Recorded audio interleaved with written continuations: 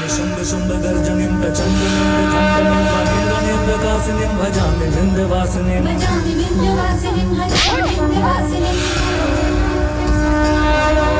त्रिशूलमण्डलधारिणीं धराविघातहारिणीं गृहे गृहे निवासिनीं भजामि विन्ध्यवासिनीं। आज तो के घर के बाहर करके रख। ऐसे मत कही रहुआ, अगर हमरा से कोनो गलती हो गई होगी तो माफ कर दी। हमरा के घर से बाहर ना निकाली। अगर ये घर से कुछ बाहर जाए तो हमारा अर्थी हमरा के यहाँ से चल हट, तो अर्थी निकली है घर से। चल छोटी बहू छोड़, छोड़ी ना, ऐसे मत करी। छोड़ी ना, छोड़ी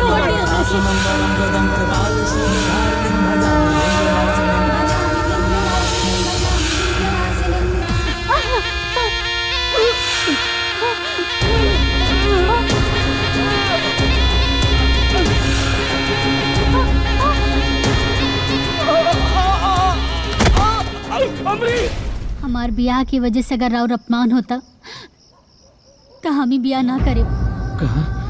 हम अपना भैया के कर्जा पर खुशी के डोली में नहीं बैठ सकत। हम कहा देता नहीं। तू सुनबू ना तो हमरे जैसन उछले लगबू। उछले लगबू काहे? काहे हम बताओ तनी। जमींदार साहब के छोटका बेटा हमार जानकी के हाथ मांगले हो हनु, और सोमवार के बियाह तय हो गइल बा। अच्छा, सब माता विंध्यवासिनी माता के कृपा से भइल बा। एक अपन खून के एक कतरा लुटा के राउर कर्जा चुका देव लाला जी। तजो अपन खून के कतरा बेच के अपन बहन के बियाह कर ले। हमार समय बर्बाद मत कर, जो यहाँ से। लाला जी हमारी इज्जत अब रउए हाथ में बा। लाला जी रउए हाथ में बा।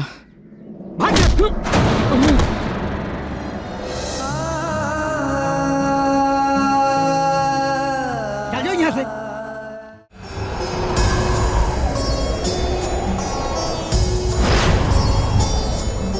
निशुम्भ शुम्भ गर्जनिं प्रचण्डमुण्ड खण्डनं वने रणे प्रकाशिनीं भजामि विन्ध्यवासिनीं।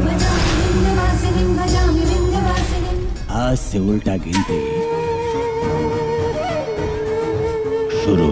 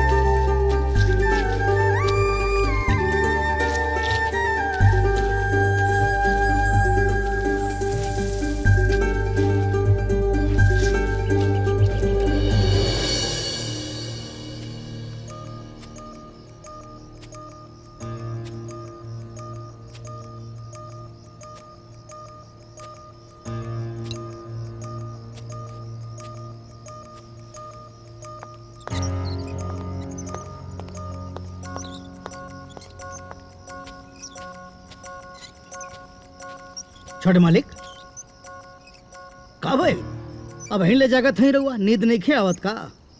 ना ना ऐसा कोनो बात नहीं के। अच्छा वो मंदिर में कौन लड़की रहल? मंदिर में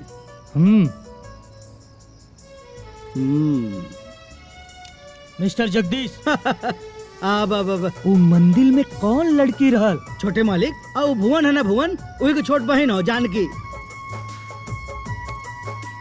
भुवन के छोट बहन जानकी।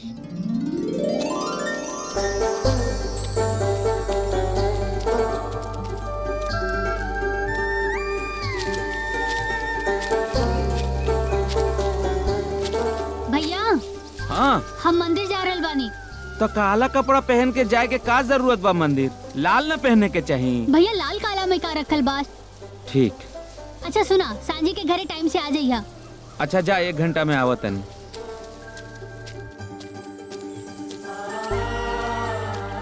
अरे ओकर जमानत के पेपर मिली? वह सब हो गवा बाटे, एकदम काम ठीक ठाक बाटे। जल्दी करवा देबा तो अच्छा हाँ रही। बोले भैया, भाई बहन हो तो इनके लोगन के जैसे। हाँ, सही माँ कहा। विंध्यवासिनी मैया इनके लोगन के ऊपर कृपा बनाए। एकदम सही कहा तारा। विंध्यवासिनी की कृपा बनल रही।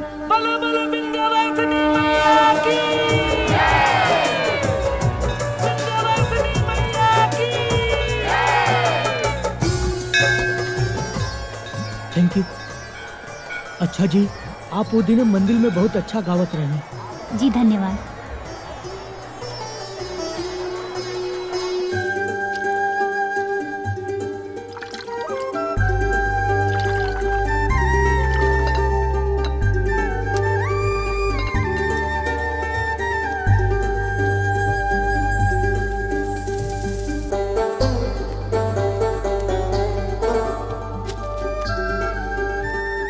जानकी, हे जानकी, अरे कुछ बोल रहल बानी तो हाँ हूँ बोले के चाही नू। गुस्सा में बाड़ू? हम तोरा से बात ना करब। ओ मतलब गुस्सा में बाड़ू। हाँ कतना बार कहनी है कि हमरा देरी हो जाए तो 2 रोटी खा लिहल कर, लेकिन मनबू ना। पहले भैया खाई तबे खाइबू। अब कबो कबो लेट हो जाला, का करी? अच्छा माफ कर दे, ठीक बा? जानकी, हने देख, हने देख। देख, कान छू के माफी मांगा तनी, ठीक बा?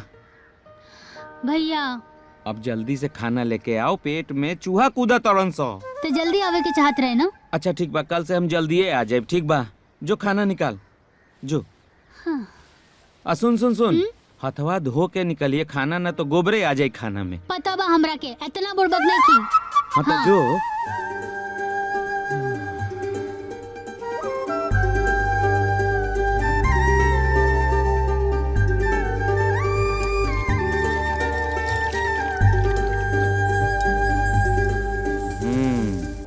का रे सेरुआ, रोटी ना मिलल ह? चल निकल जो, चल जाके खेल चल।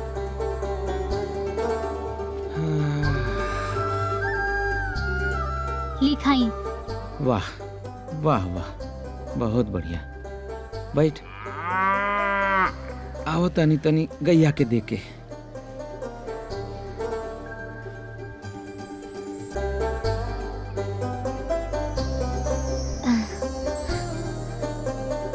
हाँ, अब तू जाके खा ले। ना, पहले तू खा ला। अरे अब हमनी बड़ा हो गइल बानी जा, बच्चा नहीं खी। तू सियान हो गइल बड़ू, जा खा लो। हम खा लेब, लेकिन तोहरा खैला के बाद।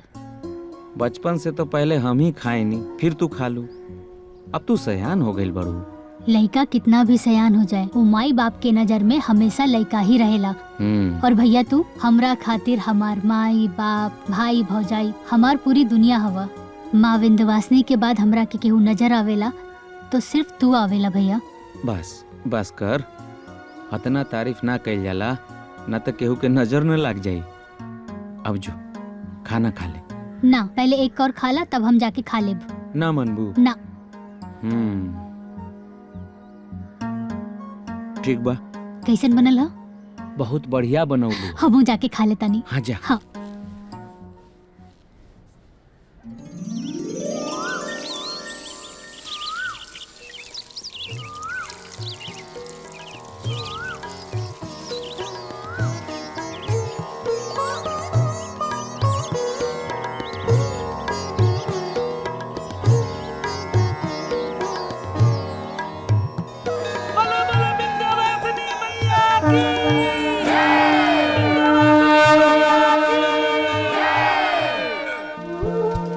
अरे भुवन हाँ? का हाल बा हो?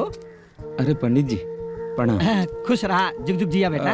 इस साइकिलवा के चेनवे उतर गई, अब बनवावे के पड़ी, तो जा तनी फिर घरे वापस।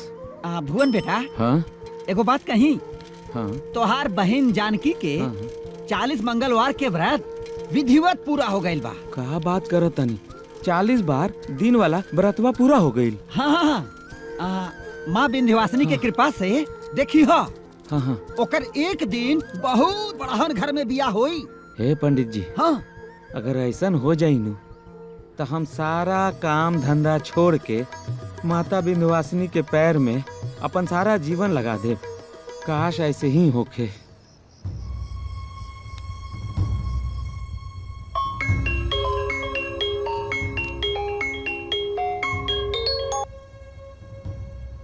हाँ अमरीश भैया, हम कुछ कहल चाहता नहीं, हमरा समझ में नहीं खे आवत कि कैसे कहीं। का भइल? कोनो प्रॉब्लम?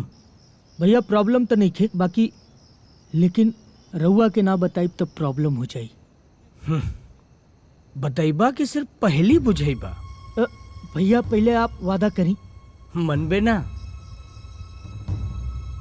ठीक है, चल हम वादा करत आनी कि तोहार हर प्रॉब्लम सॉर्ट आउट करब।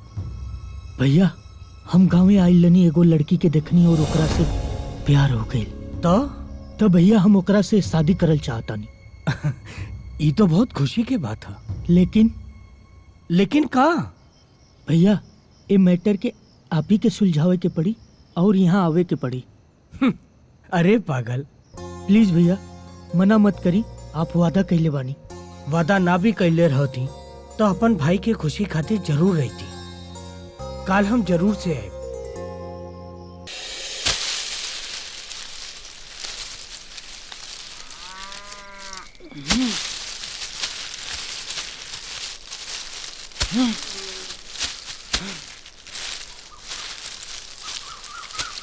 अरे भुवन बाबू, राम राम। अरे जगदीश जी, आई आई आई, बैठी बैठी बैठी बैठी बैठी।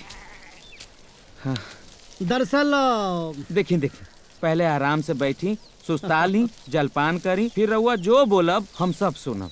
और रउआ लोग के तो दर्शने दुर्लभ हो गइल बाब। ये जानकी तनी चना गुड़ खिलावा जगदीश बाबू के। अरे भुवन बाबू, अब का बताई, शहर से गांव, गांव से शहर करत करत जवानी कब बुढ़ापा में तब्दील हो गई पता नहीं के चल। रउआ लोग भी तो बड़ा व्यस्त रहे नी। हैली गुड़ चना। अरे एक का जरूरत रहे, अब गरीब आदमी के घर में तो गुड़े चना न मिली सरकार। देखा ना, गरीब कह के ना अपमान मत करा।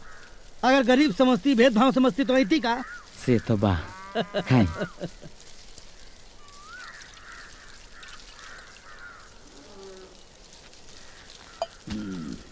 भुवन बाबू जी। तारा के जमींदार साहब के बड़का लड़का आकाश बाबू बोलौलन ह। आकाश बाबू? अरे वो है जवन 10 साल पहले चल गए रहे यहाँ से।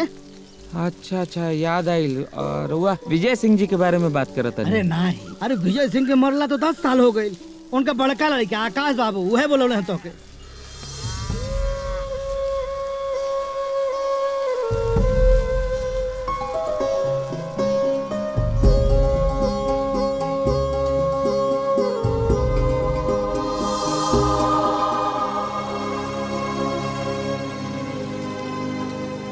मालिक, ये हम भुवन। भुवन, अच्छा। ये बड़का मालिक और छोटका मालिक। प्रणाम। आई बैठी। प्रणाम जी। हाँ बैठो। जी। अरे अरे नीचेवा कहाँ बैठे था? ऊपर बैठो बैठी। बैठो बैठो बैठो। उठा। अरे मालिक ऐसे ना हो। हाँ डरा मत, बैठो। पंडित जी। जी जजमान। ब्याह खातिर कवन दिन शुभ बा? जजमान, आवे वाला सोमवार के दिन ब्याह खातिर बहुत शुभ दिन बा। ओकरे बाद 6 महीना तक कौनो शुभ दिन नहीं खे जजमान। 6 महीना तो हम इंतजार नहीं कर सकत। आज सोमवार है और अगला सोमवार ब्याह के मुहूर्त बा। ठीक बा, रउआ चली। प्रणाम। जी जजमान। जी। पालागी। जी आशीर्वाद, माई कृपा बनौले रखें। ब्याह के मुहूर्त अगला सोमवार है, ठीक बा? केकर बियाह? अब कुछ समझनी ना। केकर बियाह? भुवन जी, हमार छोट भाई अमरीश तहार बहन जानकी से बियाह कहिल चाहत बाड़े।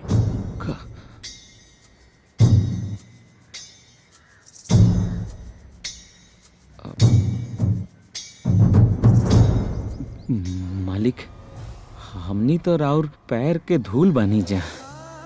रउआ अपन पैर के धूल के माथे पे ना लगाई। कहीं ऐसा ना हो मालिक कि जौन धूल के रउआ चंदन समझ के माथे पे लगा रहल बानी, कहीं ऐसा ना हो कल वही चंदन के धूल समझ के फेंके के पड़ जाए। ना भुवन भैया, आज के जमाने में सिंदूर के सुहाग समझ के अगर आज के मेहरारू अपने माथे पे लगावेली तो का हम माटी के चंदन समझ के अपने माथे पे ना लगा सकीला? अरे भुवन, वैसे भी भगवान शिव का रुद्राभिषेक राखी से ही होला। तू नहीं चाह कि तुम्हारी बहन के बियाह ऊंचे खानदान में होके? हाँ ना ना जगदीश बाबू, ऐसन बात नहीं खे मालिक। भला कौन भाई ऐसन चाहे कि ओकर बहन के बियाह इतना बड़ खानदान में ना हो। सच कहीं तो मालिक, हमरा के विश्वासे नहीं खे होत। रउआ जे कह रहल बानी उ सच बा, ई विश्वास नहीं खे होत। हमरा पे विश्वास बानू? जी मालिक। ठीक बा, बियाह के तैयारी करा। अरे मालिक, भुवन बाबू उठी उठी। मालिक, हमरा पे विश्वास करी। जाई, बहुत कम समय बचल बा। जाई। प्रणाम। नमस्कार। जा।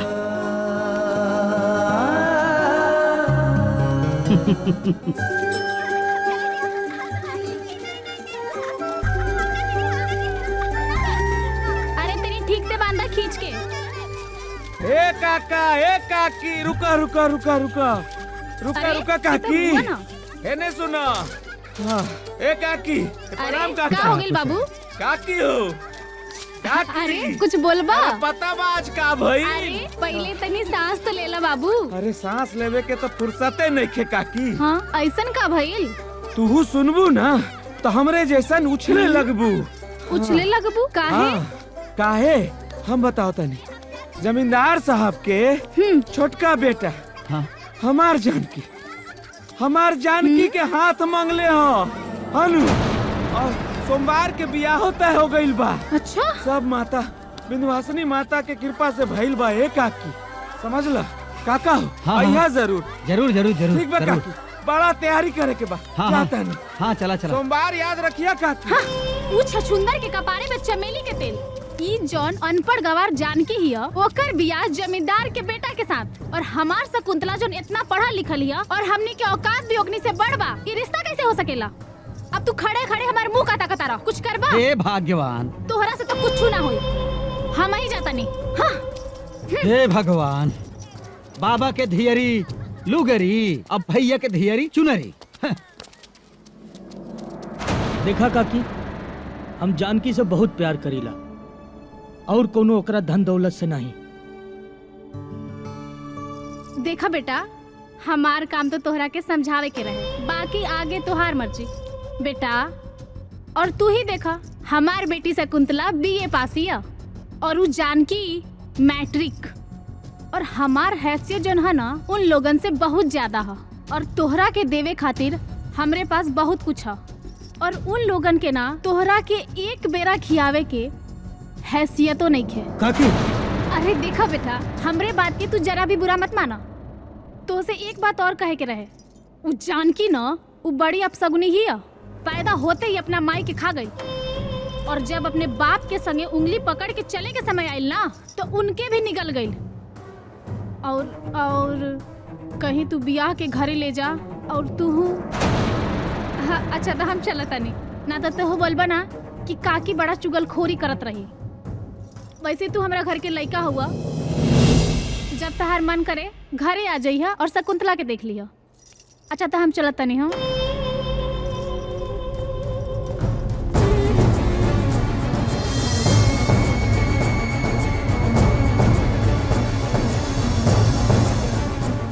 तोर दिमाग तो ठीक बा ना? पहले गाय खरीदे के तोरा के 2000 रुपया दिले रहनी, ब्याज दिहल त दूर, ओकर मूलधन भी तो अब तक ना चुका पौले। और फिर कर्जा मांगे आ गई ले। लाला जी, एक बार खाली हमार बहिन के बियाह होके दी, फिर तो हम अपन खून के एक एक कतरा लुटा के और कर्जा चुका देव लाला जी। तजो अपन खून के कतरा बेच के अपन बहन के बियाह कर ले। हमार समय बर्बाद मत कर, जो यहाँ से। लाला जी, हमारी इज्जत अब रउए हाथ में बा लाला जी, रउए हाथ में बा।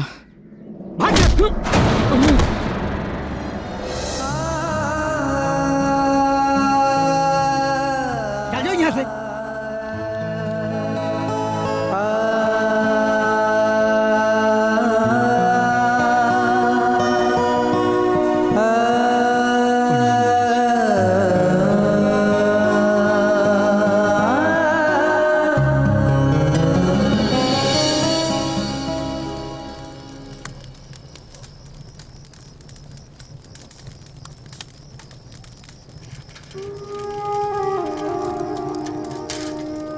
अरे भैया आ गई नहीं, हाथ मुंह धोला, हम खाना लगा देता नहीं। हाँ हाँ।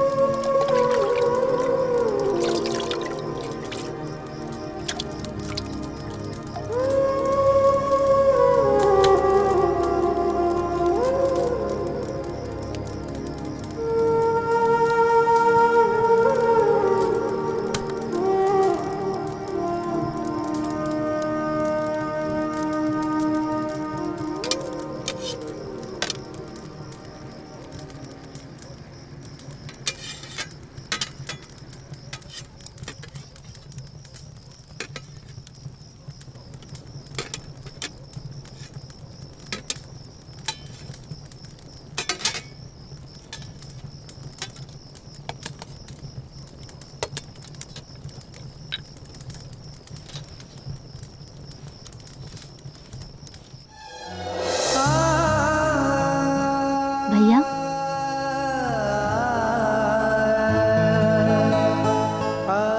भैया हाँ। का भाई? कुछ ना। खाना खा ला। हाँ अब ले आओ। हाँ है रख।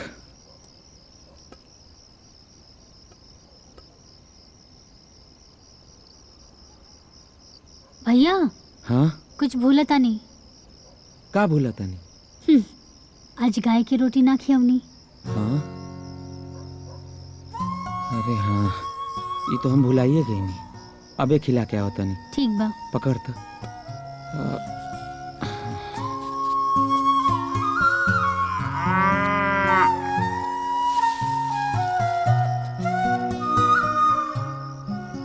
माफ कर दे, गलती हो गई।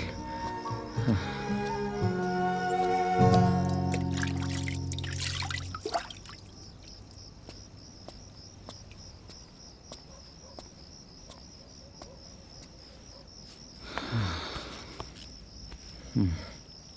दे। का बात है भैया, बहुत परेशान लग रहल बानी। नाता हम कहाँ परेशान बानी? जब झूठ बोले ना आवेला ना त ना बोले के चाही। तोरा चेहरा पे परेशानी के लकीर साफ साफ दिखता। सच सच बताई का बात बा? तो क्या हमार क्रिया? बात बात पे क्रिया खिलावे के का जरूरत बा? तहरा सिवाय हमार केहू और बा? बात बात पे क्रिया खिला देवा तारू। सच तो ई बा कि हम लाला जी के पास गईल रहनी, तहार बियाह खातिर उधारी मांगे। पैसा दिहल तो दूर, लाला जी हमरा के धक्का मार के भगा दिले। का?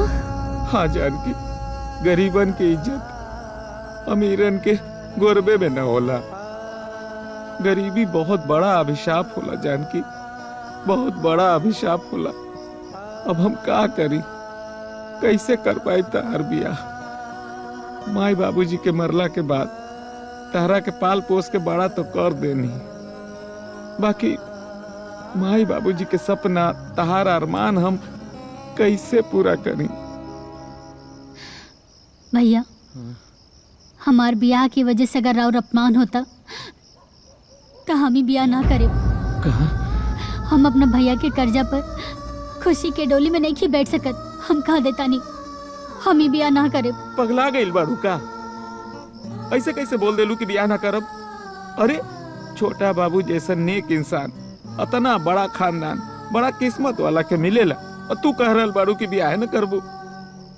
तू चिंता जिन कर। हाँ, माँ बिंदवासिनी सबके सुनेली, हमनियों के सुनी। हाँ, हमनियों के सुनी, हमनियों के सुनी।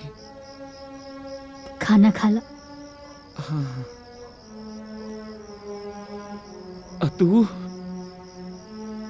अच्छा ठीक बा, अच्छा ठीक बा, हम समझ गए नहीं। ठीक बा, अब जो तू खा ले, दे पानी।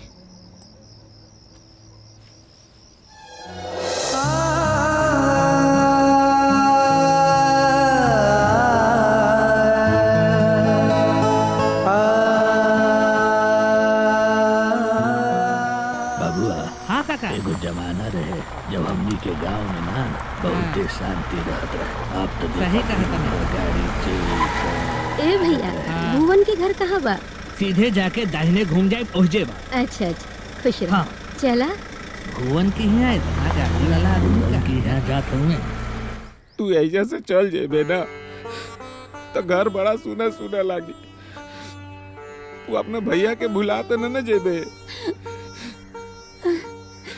भैया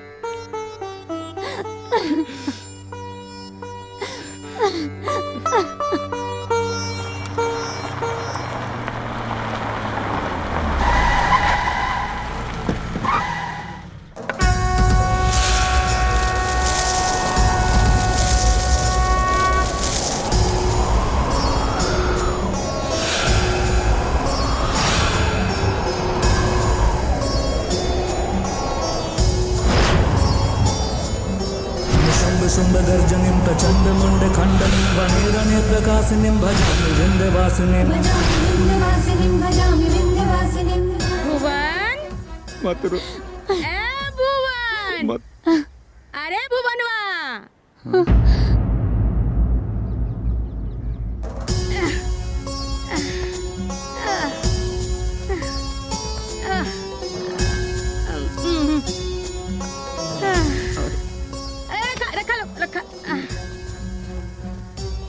चलने नहीं। अरे हम मौसी हैं। मौसी? इका आंसू का है? पोछा लोग, पोछा। हाँ, अरे कहाँ से पहचानवा लोग? जब 5 साल के रहला तो पहली बार मिलने रहनी, और जानकी बिटिया वो तो कोहरे में रहे। हाँ? अब दीदिया जब से मर गईली तब से तो आइल गईली बंद हो गई। बाकी जब सुनली कि जानकी बिटिया के ब्याह बा तो हम घर में रह न सकली। अब का है बच्चा लोग, तोहनी के बाबूजी हमरा पे बहुत एहसान कइले। पता बा हमार ब्याह भी उहे करलो रहलन। आज उनकर बेटी के ब्याह बा तो हम चैन से बैठ सकीनी। हाँ। कौनो चिंता करे की जरूरत ना है। हाँ, कौनो चिंता के बात नहीं खे। अब हम आ गई नी ना, सब हो जाई। जानकी, हाँ, पैर छुआ मौसी के। खुश रह बच्चा लोग, खुश रह, खुश रह, खुश रह। आई, बच्चा आई, संभाल के। एजा बैठी, बैठी। ए जानकी, पानी लेके आओ तो। बैठा बेटा, बैठा, तू बैठा, बैठा। एकदम चिंता मत करिए, हमार बेटी के ब्याह सब हो जाई। देखा सब सामान आ गइल बा, अभी औरो सामान आई। हमके पता बा तो के बहन के बहुत चिंता बा। जाके देखला, सामान मन देखला। इतना सारा सामान। और ये लड़की के ब्याह बा बेटा, सामान तो लगबे ना करी, और धूमधाम से ना ब्याह हो की। जा देखला, सामान सब देखला। जा, हाँ, जा जा। ठीक से ला, ठीक से, ठीक से। हाँ। अरे बिटिया पानी ला। हाँ हाँ हाँ, ठीक से रखा जा, ठीक से रखा। हाँ, हाँ, हाँ। बहुत धूमधाम से बिया करब तोर। आराम से। बेटा देख ले कुल सामान उतर गइल ना। जा हाँ जा हाँ, जा। हाँ, हाँ। आ बेटा बैठ। बिटिया तू एकदम चिंता मत करिया।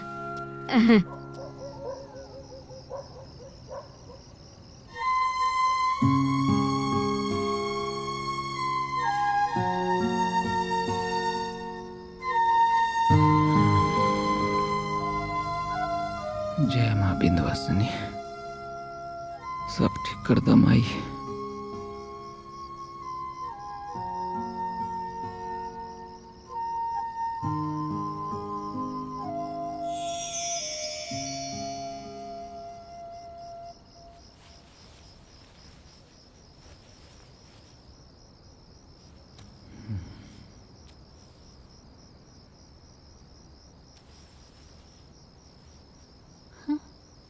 भैया हाँ?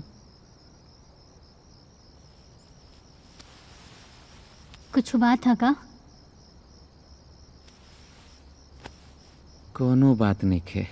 अब देखा ना, काल तहार बियाह हो जाही, परसों तू एजा से चल जेबू, तो सोचनी हम अपन बहिन के एक बार जी भर के देख ली, तो वही तहरा के देखत रहनी है। काहे कि तू जब एजा से चल जेबू ना, तो हमरा के बहुते याद आई, तहर बहुत याद आई। तो तू का समझत हवा भैया, ससुराल जाके हम तोहरा के भुला जाई।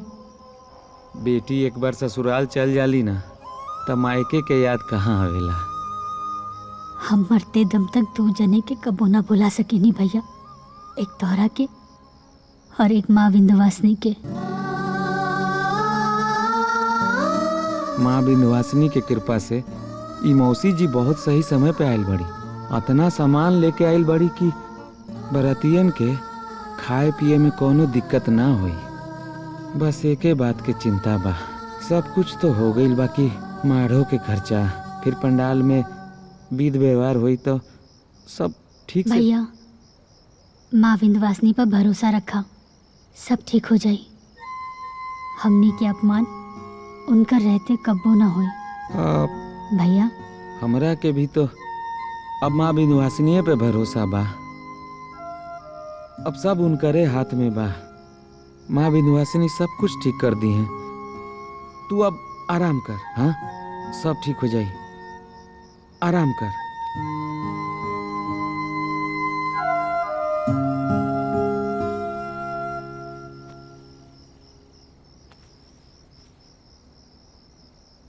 ये ब्याह का दाल चावल आटा से ही हो जाई का? मंडप माड़ो और मेहमानन के आओ भगत के खर्चा। अरे भाग्यवान, जेकर जितना व्यवस्था बा उतना उ करता, जे जन्म देले बा उ पेटो भरी। ये देखो तनी, ये भुवन में घर। हाँ घर तो वही कहो। हाँ इतना सुंदर सजावट रात भर में कैसे हो गई? अब यहू खाते के पंचायत बुलाई का? जब बे मुँह खोलबा टेढ़े बोलबा। हम पंचायत के बात कब कहनी है? ये भुवनवा के मौसी तो बड़ा धनवान बिया। ये रातों रात घर के नक्शा बदल देहलस। अब देखा ना जी, जानकी के काढ़ा ना भुवन हो भैया, अपनी हो पुतरिया।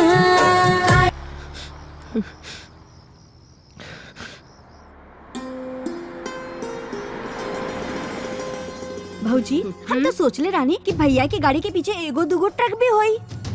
देखिए के पता चल गईल कि कोठड़ी में कितना धान होई। अब तो हमके एगो भी ना मिली। अरे चुप रह हसन, देखा ता हो कितना सुंदर अपन बहू बाड़ी है, एकदम चांद के टुकड़ा है। माँ जी हम का कोयला का खानदान से रहनी का?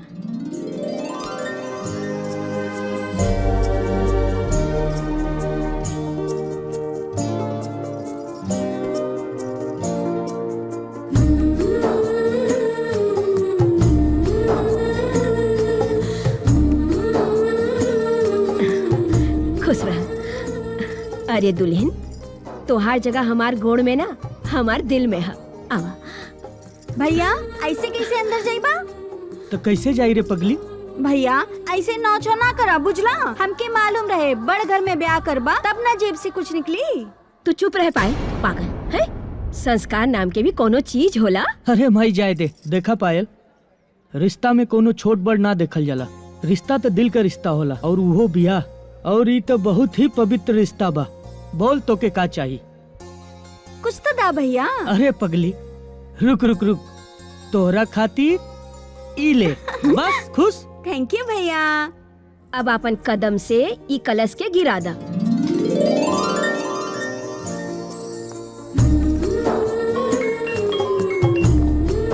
हेलो, हाँ अग्रवाल साहब। क्या? थैंक यू वेरी मच, थैंक यू। माई, हाँ? जानकी के घर में पैर रखते ही पूरा 2 करोड़ के मुनाफा हो गए। अच्छा, ये तो बहुत खुशी के बात बा बेटा। हम तक कहत रहनी कि हमार बेटा लक्ष्मी लेके आयल बा। अरे काहे के लक्ष्मी? संग एगो फूटी कौड़ी तो लेके आइले नहीं की। लक्ष्मी ए पायल चला। चुप रहा। अरे बहू, एहनी के बात के बुरा मत माना, ये सब ऐसे ही बोलली। आवा।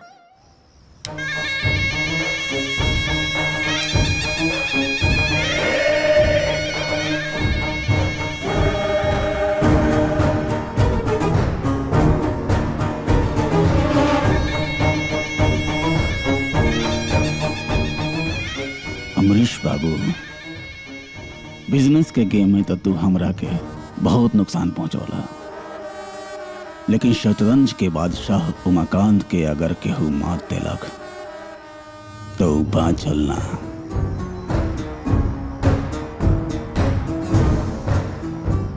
मगर तू हमरा के पचल ना। हम ऐसन चाल चलब के एक और मेट हो जाई।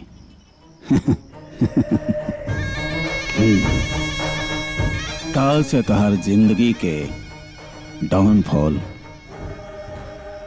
शुरू। अमरीश बाबू, नई नवेली दुल्हन के साथे तू आज सुहाग रात मना ला।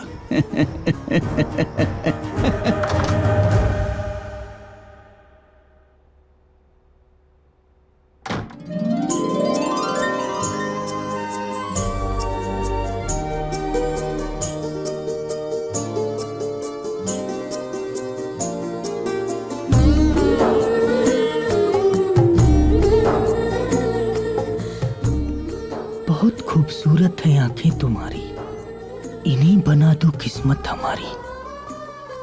हमें नहीं चाहिए जमाने की खुशियां, अगर मिल जाए मोहब्बत तुम्हारी। पता ना देवर जी वो लड़की वैसन का देखनी हो कि जाके बियाह कर लेनी हो। अरे कम से कम रउआ तो नीमन से देख लेती। हाँ? अरे संस्कार नाम के कोनो चीज बा कि नहीं है? ना लड़की के कुल खानदान के पता बा, ना घर दुआर के पता बावे। हो सकता अनाथ आश्रम से उठा के ले गई होखे, लेकिन एगो बात कह देता नहीं, एंगे चलत रही नू तो समाज में मुंह उठा के देखे लायक ना रहे सन। अरे काजल चुप रहा, चुप रहा। दूसर के बुराई के अलावे कुछ और आवेला कि ना? अरे अमरीश जानकी के पसंद कैले, कुछ समझ ले हुई तभी ना जाके ब्याह कैलस। रहल बात जानकी के, ओकर संस्कार के तो हमनी के घरे रही तो सीख जाई। सीख जाई। अब रात हो गई, ढेर चबर चबर मत करा, सूते था। अरे हम चबर चबर करता नहीं ना, फूल छड़ाता। अच्छा कोनो बात नहीं, देखे मनु की कितना संस्कार बहरे निकल के आवता। आज फिर मूड खराब करते हैं। साला 2 साल से मूड ही खराब होता।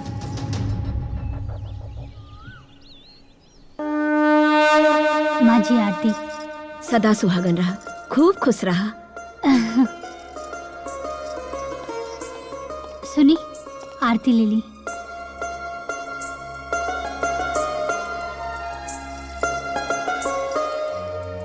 हे माई, कल्याण करा माई।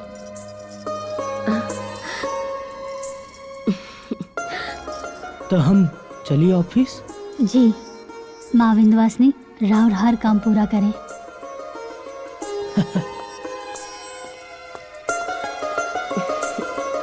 हाँ भैया। हाँ, खुश रहा, खुश रहा। देखला आकाश, कितना संस्कारी बहू बिया हमार। Good morning sir. Good morning. Hi, good morning sir. Good morning Divya. हाँ, क्या बात है सर, आज टीका वीका? आज आप टीका लगा कर आए हैं? मेरी वाइफ ने लगाया है। ओके, काफी संस्कारी है आपकी वाइफ। हाँ, पूजा पाठ बहुत करती है ना, इसलिए। ओके, लेकिन सर आपकी पर्सनालिटी पे ये सूट नहीं करता।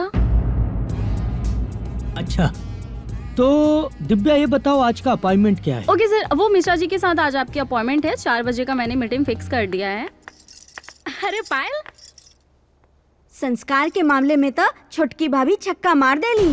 सब केहू उनके तारीफ करता, यहाँ तक कि बड़के भैया भी। का?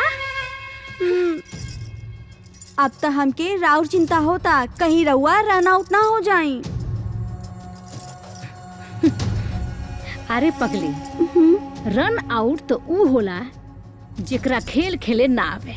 अब बस तू देखत रहा कि हम कैसे ओकर क्लीन बोल्ड करतानी। ऊ कैसे भाभी, जरा हमके भी तो बतावा।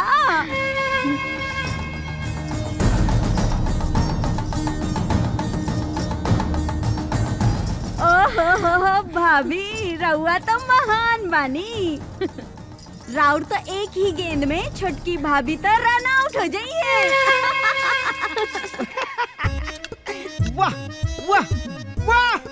बैठ के महबूबा के बाहों में ऐसा जोश आया, बैठ के महबूबा के बाहों में ऐसा जोश आया, पत्नी ने देख ली, ऐसियों में होश आया। वाह वाह वाह वाह! काका गोर लगता नहीं रउआ आइजा। काका, आज से तोहर छुट्टी। काकनी हमार छुट्टी? हम तनिका अपन दिल बनावे खातिर एगो शेर साड़ी का कह देनी, रउआ हमरा के छुट्टी देता नहीं। जिंदगी गुजर गइल ई घर के लोग के सेवा करत करत। रउए बताई ई उम्र में हम कहाँ जाइब? अरे काका, हम ही घर से जाए कि नहीं कहा। किचन से तोहार छुट्टी बा। आज से खाना हम बनाए। हाँ, रउआ खाना बनाई, बाकी बड़की बौरानी तो कबो किचन में गोरो न रखली हो। जाय दी रउआ, जाय दी, जेकर काम ओकरे सोबेला। नहीं काका, औरतन के यह काम है, हमरा के करी दी। ना रउआ जाई जाई। बड़ी मलकिनी देखी ना, बौरानी कहतारी कि आज से खाना ई बनई हन। हाँ तो ठीक बा ना, का बनावे द। अरे हमहू देखी कि हमार बहू के काका बनावे आवेला। बनावा बहू, बनावा। अरे बाकी, अरे बनावे द। अरे अरे काका, अब हमार मदद करी और हमरा के बताई कि सबके काका पसंद बा। अच्छा, बड़े भैया के एकर तरकारी। अच्छा काका, अगर आज हम पहला दिन हाँ खीर बना ली तो? मुंह में पानी आ गइल। माता रानी के भी बहुत पसंद बा, तो हम पहले खीर ही बना लेत बानी। ठीक बा, ठीक बा। हाँ। एमे दूध बा, हाँ। ओमे चावल बा, हाँ। आ चीनी उनी तो सब एमे भरल बा। ठीक। बनाई रउआ एकदम देवी बानी। मंगरू काका, हाँ? तरह के भैया बुलावा तानी। भैया? हाँ। अच्छा। अरे छोटकी बहू। हाँ माँ जी। तनी सुन कहबू का कह तनी माँ जी। हाँ दीदी। हाँ, तनिक ध्यान दिया। हाँ ठीक बा।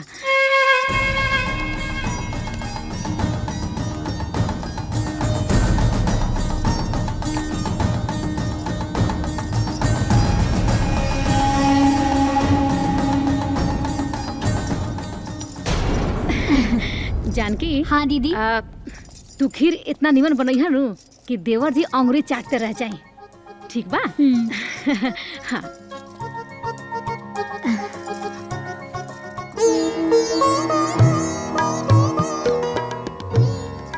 जय माँ विंध्यवासिनी।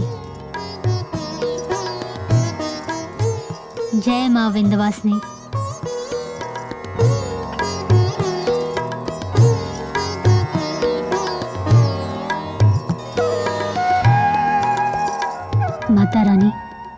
आज हम पहली बेर ई घर के रसोई संभल ले बानी।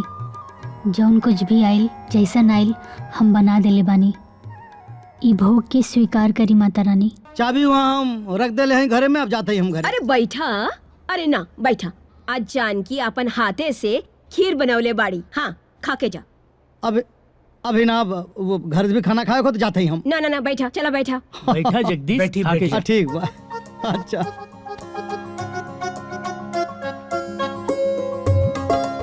आई आई बौरानी आई आई। रउआ लोगन के खातिर खीर। जी ले खीर। हाँ वाह भाई, बहू के हाथ के खीर बहुत टेस्टी बा। अरे तू लोगिन खड़ा काहे बाड़ू? हाँ बैठा, बैठ के खा लोग। अम्मा जी देखी ना, हमरा तो भूखे नहीं के। अब आए तहार तो पेट भरल बने। उ कहा न माई, हम दोनों ननद भौजाई ना चाइनीज मंगा के खा ले बानी। तोहनी लोग के चाइनीज पच गई होए। पहले खा ले जा, बैठा। चला बैठा। हाँ बेटा। अरे खा के देखा कितना बढ़िया बनल है।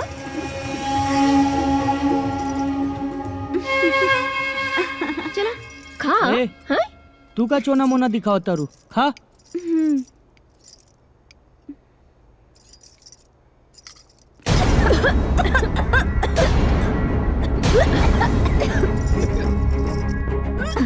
ई खीर में कितना नमक बा? एमे तो 4 किलो नमक डले बिया। का खीर तो कितना स्वादिष्ट बनल है। अरे छोड़ा जाए दमाई।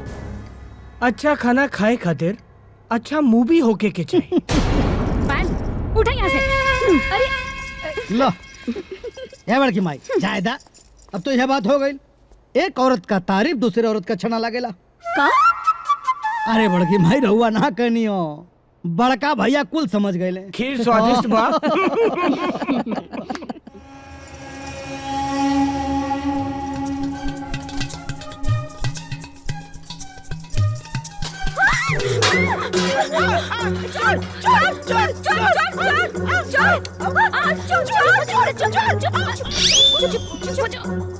कुछ खाना मिली? चोर ना चुरैल बारी। काका बहुते जोर से भूख लगल है, कुछ खाए के दी ना। जोर से भूख लागल इतना रात के हम कहाँ से लाए? भूख लागल बाता। कुछ तो दे दा। कुछ तो होई, देखी तो सही। कुछ नहीं के बनावे के पड़ी। दीदी हम तोहनी लोगन के खातिर खाना निकाल के रख देले रहनी।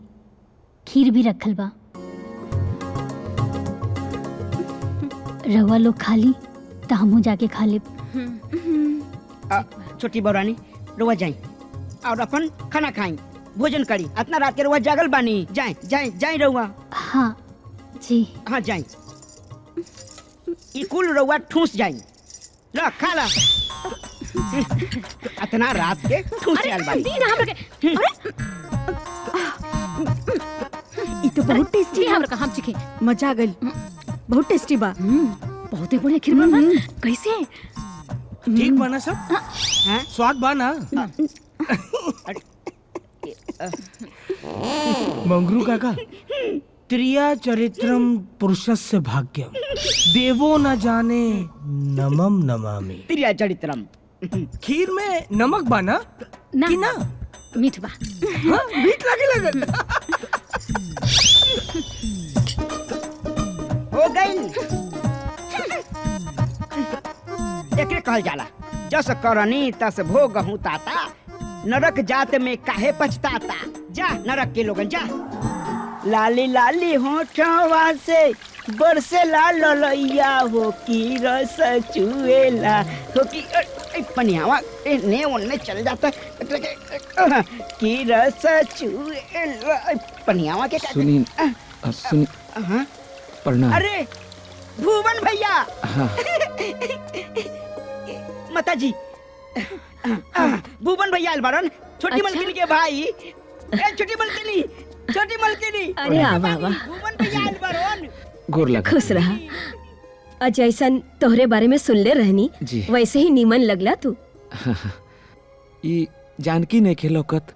अरे छोटकी बहू, हाँ माँ जी। अरे देखा के आइल बाड़े। भैया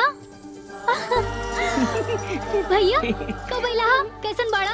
पंडित जी कैसन बाड़े? मन्नू कुसुम ये सब कैसन बाड़ी? और हमार गाय कैसन बाड़ी? बताई ना भैया। अरे जानकी जानकी थोड़ा सांस तो ले ले। एक एक सांस में इतना सारा सवाल पूछ लेबू, हम सोचले ना रहनी। एक एक करके जवाब देवे के पड़ेला ना। और सब केहू लोग ठीक बा, हमू एकदम ठीक बानी, तंदुरुस्त बानी। तहरा देखे के बहुत मन करत रहे, बस वही देखे आ गई रहनी। अच्छा भैया, हाँ? हमार माई विंध्यवासिनी कैसन बाड़ी? एकदम बढ़िया बड़ी। तहरा जगह पे हम वही जातनी सेवा करे खातिर।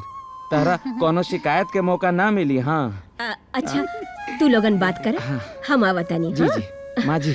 हाँ गाँव के मिठाई लेके आइल बनी। अरे थोड़ा सा एकर का जरूरत रहे? मंगरू लेके आवा। भैया बैठी ना। हाँ कैसन बानी? एकदम ठीक बानी। तू एजा खुश बाड़ू ना?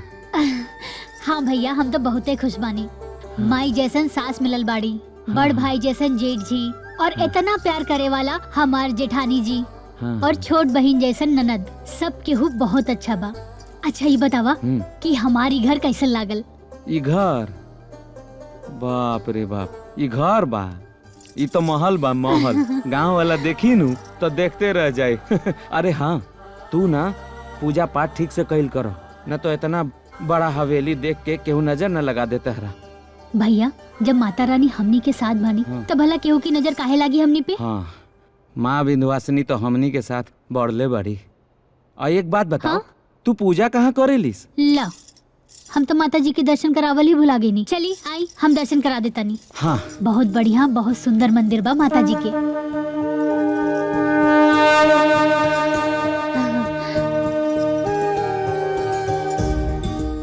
जय माता रानी। माई, ये हमार बहन जानकी पे हमेशा अपन आशीर्वाद बनौले रही है। एकरा सिवाय दुनिया में हमार केहू नहीं खे माई। बचपन से लेके ब्याह तक हर दुख सुख में राउर आशीर्वाद हमनी दोनों भाई बहन पे हमेशा बनल रहे। अब तू ही सोचा ना माई, अब हमार बहन हमार आँखी के सोझा तो रही ना, लेकिन 24 घंटा तहार आँखी के सोझा जरूर रही। तब बाकी के सारा जिम्मेदारी माई सब तोहरे ऊपर। हाँ, अब ना नुकुर मत करी। हाँ ठीक बा माई, तो सब संभाल दिया माई। हाँ माई, सब संभाल दिया। जय माता रानी, जय विंध्यवासिनी माई की जय। ली गर्मा गरम चाय ली। रहुआ हाँ, ली ली ली। हाँ, एगो बात बोली माँ जी। हाँ? मंदिर में जे माता रानी के मूर्ति बानू बहुत सुंदर बा। पीतल के इतना बड़ मूर्ति हम कबो न देखनी। पीतल के ना बा बबुआ जी, सोना के। हा? सोना के मूर्ति बा? वो भी 1 करोड़ के। 1 करोड़? अरे 1 करोड़ से ऊपरे का बाऊ। बाप रे बाप, माता रानी के मूर्ति वो भी 1 करोड़ के? बहुते महंगा बा। अरे अरे भैया प्रणाम प्रणाम। बैठे बैठे, कब आई नहीं? बस आजे आई नहीं। हाँ, और बताई कैसन बनी? सब ठीक बा। बस एगो बात बोले के चाहत रहनी। हाँ अमरीश बाबू जी, अब देखी ना होली आवे वाला बा। अब ब्याह के बाद जानकी के और राउर पहला होली न बा,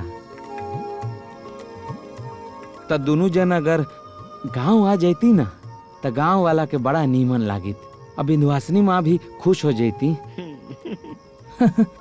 देखी भून भैया, हाँ हमरा लगे बिल्कुल टाइम नहीं की। अरे का बात करत हवा अमरीश? हाँ?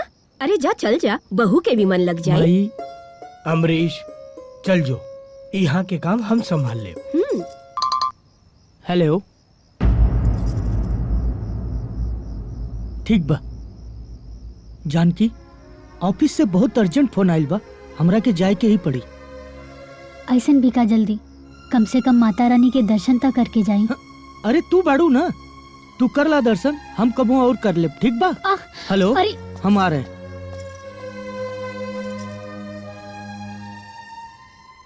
या देवी सर्वभूतेषु शक्तिरूपेण संस्थिता नमस्तस्यै नमस्तस्यै नमस्तस्यै नमो नमः।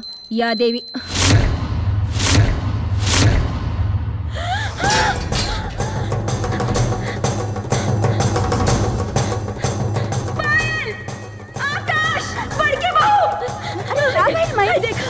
देखा मंदिर से माई के मूर्ति गायब हो गई बा।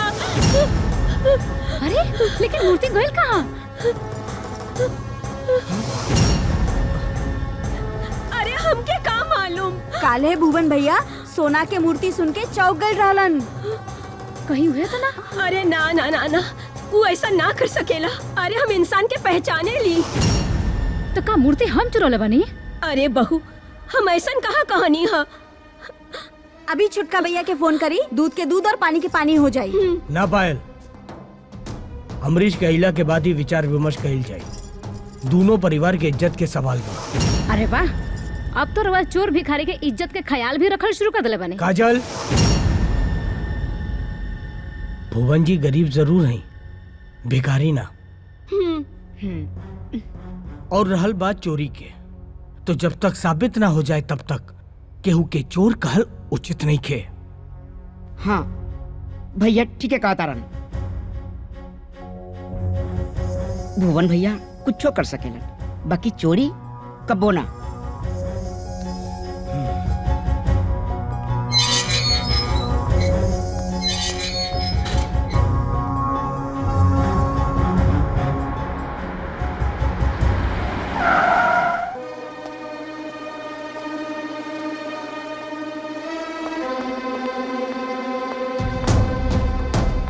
अरे माई, काहे सब शांत बैठल बा? लागत बा जैसे केहू के स्वर्गवास हो गइल बा। स्वर्गवास ही समझ ली। काजल, का काजल जी? का बात है भौजी, इतना नाराज काहे बाड़ू? देवर जी, हम हमेशा कोशिश करने की राउर सीता भाभी बने, लेकिन रउआ लक्ष्मण ना बन पानी। भौजी, हम ऐसा का गुनाह कर देनी की एक पवित्र रिश्ता के आप दाग लगावतानी? ई का बताइए भैया, हम बतावतानी। बिया हमेशा बराबर वालन के साथ होके के चाहिए। ए, का खचर पचर बतियाओ तारी रे? साफ साफ बताओ कि का भइल? बेटा हम बतावतानी। बताओ बताओ माई। बेटा, मंदिर से माता रानी के सोना की मूर्ति गायब बा।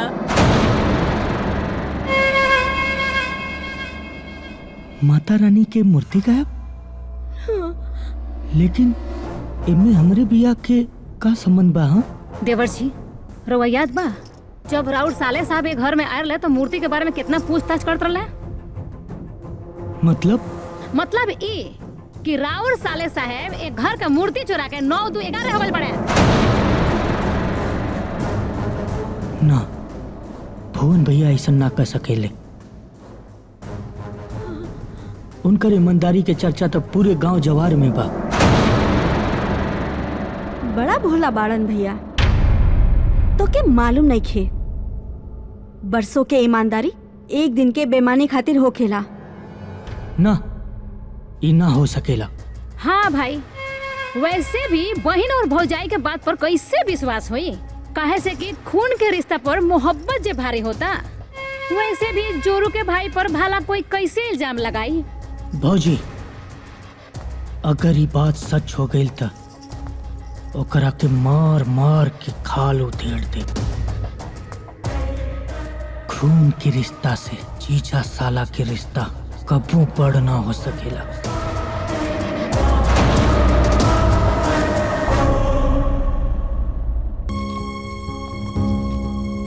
अब मजा है। अरे तू देखत रहा कमाल। प्रणाम दीदी। नमस्ते। नमस्कार मेहमान जी। हम वादा कैले रहनी ना कि हम जानकी के जल्दी लेके आ जाई, लेके आ गई नहीं। कोनो बात भइल का? रउआ लोग इतना चुप काहे बानी? का भाई जी? अरे रे रे रे, तू तो ऐसे कहता रो जैसे तेरा कुछ पते नहीं है। कौनो बात नहीं है, हम बताओ तानी। भाभी तू चुप रहा। काहे चुप रही? काहे चुप रही? ये हमार घर ना का, ए घर पर हमरा पूरा अधिकार बा। दीदी आखिर बात का बा? अब तू पूछा तारू तो हम बता देता नहीं। ई जौन तार भोला भाला देखला भाई बानू, ई ए घर के मंदिर के माता रानी के मूर्ति लेके भागल बा। दीदी इल्जाम लगावे से पहले ई सोच ली कि केकरा ऊपर इल्जाम लगा रहल बानी और का इल्जाम लगा रहल बानी। ओहो, एकरे कहल जाला चोरी ऊपर से सीना चोरी। पायल ठीक कहत बाड़ी। जौने घरे का एक तिनका भी इधर से उधर ना हो सकेला और ई घरे के मूर्ति चोरी हो गई, ई ठीक नहीं खे। अमरीश बाबू, हम गरीब जरूर बानी, लेकिन इतना बड़ पापी नहीं की कि मंदिर में से माता रानी की मूर्ति चुरा ले। अरे मंदिर से मूर्ति चुरावे से पहले हमरा मौत आ जाई। कहा कह रहल बानी रहुआ? तोहार तो मौत आई, जे अपना ई दोनों पलकन पे बैठा के रखलस, वही के संगे विश्वासघात कैला, ई ठीक ना कैला। अरे रुक जाए जी, ये का कर रहल बानी? ऐसन मत करी। तोहरा के कहा नहीं ना, तू शांत हो जा, नहीं तो तोहरा के भी घर से बाहर कर दे। हाँ, ना भैया के मत। दीदी रुक जाए ना दीदी, रुक जाए, मत मारी भैया के। हम दीदी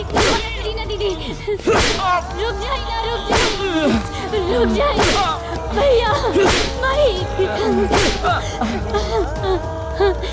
हे माँ विंध्यवासिनी, मदद करी, मदद करी। हमार भैया चोर नहीं के हो सकत, तोरा के तो पता बा। हमार भैया चोरी नहीं के कर सकत। मदद करी माई, मदद करी माई, मदद करी माई,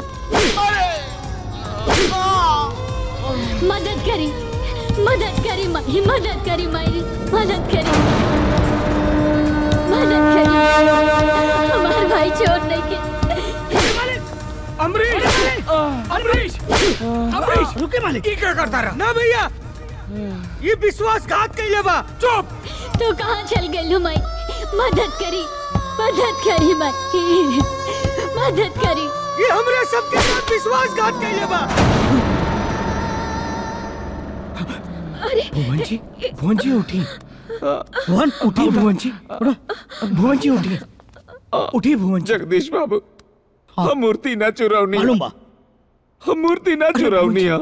भरोसा रखी हमरा ऊपर। मदद करी माई, मदद करी माता, मदद करी।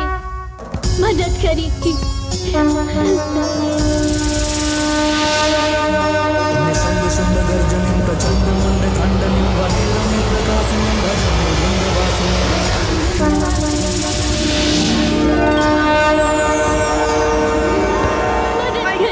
मदद करी। बहुरानी, छोटी बहुरानी, देखी माई की मूर्ति आ गई, माई की मूर्ति आ गई। चलो सबके बता दे, माई की मूर्ति आ गई। ये माई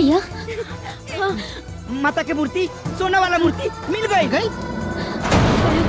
जय माई। हाँ, जय माता विंध्यवासिनी माई।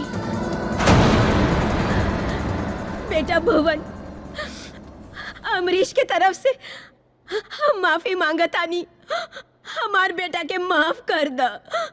माँ जी, राउर हाथ माफी खातिर ना उठे के चाहिए, राउर हाथ खाली आशीर्वाद देवे खातिर उठे के चाहिए। हे जानकी, ई अमरीश बाबू के कोनो गलतफहमी हो गई रहे, उनकरा के कुछ मत बोली। हम तो पहले ही कहत रहनी, ई घर में हम अपन बहन के देले बानी, ई घर खातिर हम कुछ बुरा ना सोच सकता नहीं।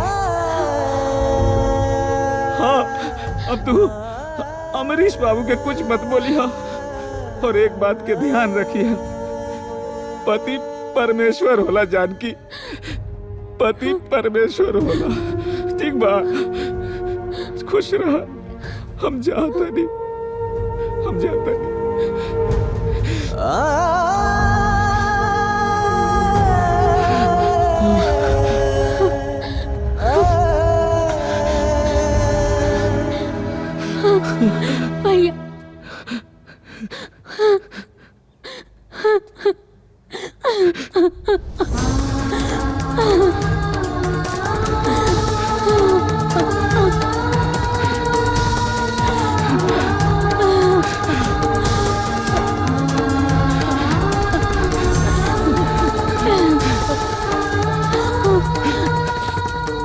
जानकी अपन ख्याल रखिए, अपन ख्याल रखिए, खुश रह।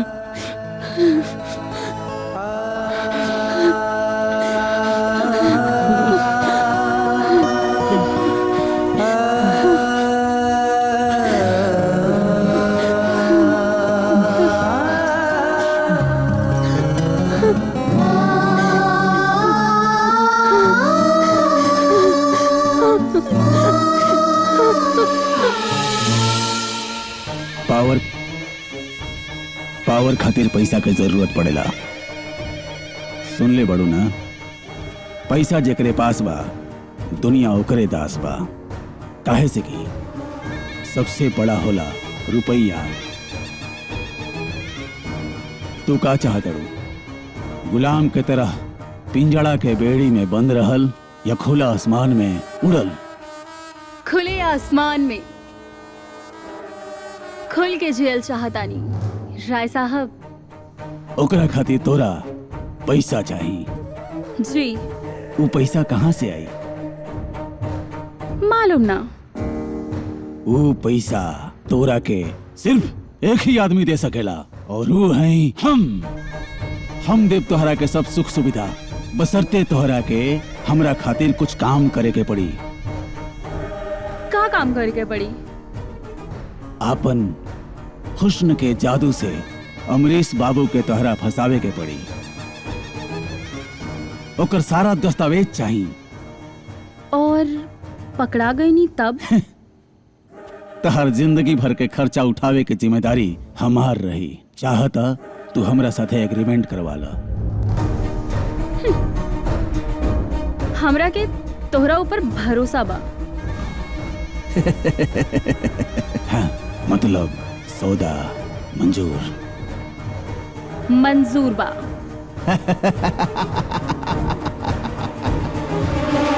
अमरीश बाबू के आज से उल्टा गिनती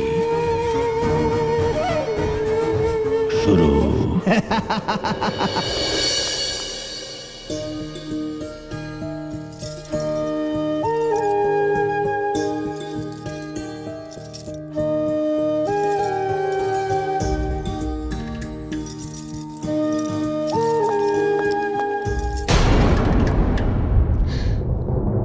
आरती तो ले जाए।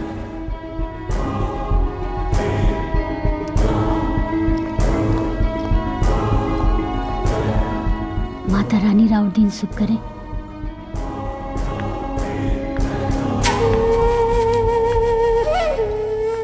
क्या बात है सर, आज आप बहुत टेंशन में लग रहे हैं। दिव्या ऐसा कोनो बात नहीं खे। जुबा से आप कुछ बोले या ना बोले, लेकिन आपका चेहरा बता रहा है। और वैसे भी जब से आपने अपने माथे पे टीका लगाना शुरू किया है ना, तब से आप कुछ ज्यादा ही टेंशन में रहते हो। मैं आपकी पर्सनल सेक्रेटरी हूँ, तो मुझे ये भी पता होना चाहिए कि आपने अंडरगारमेंट्स कौन से कलर का पहन रखा है। यस, आप इतना चौंकते क्यों हैं? और पहले तो आप अपने सर से ये टीका मिटाइए, अदरवाइज मैं मिटा देती हूँ।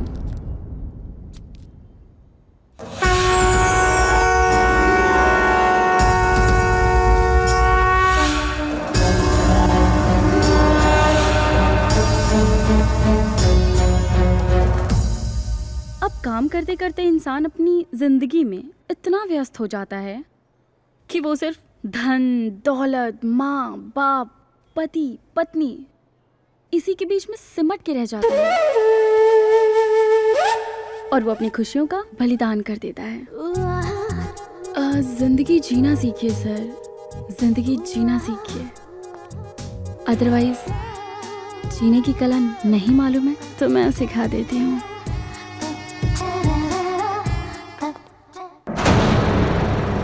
राय साहब, हाय देखी, कर दिखाई नहीं हम कमाल। एकरा में उस सारा चीज होई जिकरा में कंपनी के सारा डिटेल्स और सारे अच्छे अच्छे फाइनेंसर्स के डिटेल्स बा। वेल डन दिव्या, वेल डन। तू काम के लिए बाड़ू, जैसे सांप भी मर जाए और लाठी भी ना टूटे। थैंक यू सो मच सर। हाँ, तो हर ये इनाम हम ट्रांसफर करता नहीं। 1 2 3 4 5। थैंक यू सर। क्या लोगी दिव्या, विस्की या रम? कुछ ना सर, दीवार के खोखला करे खातिर दीमक के भी दीवार के संगे रहे के पड़ेला। वाह, तू बहुत समझदार हो गई बड़ू। जब से रउआ से मिलल हई समझदार हो गइल बानी। हमारे यहाँ रुकल ठीक नहीं खे, काहे से कि दीवारन के भी कान हो खेला। हाईली राउर अमानत। Thank you Divya, thank you.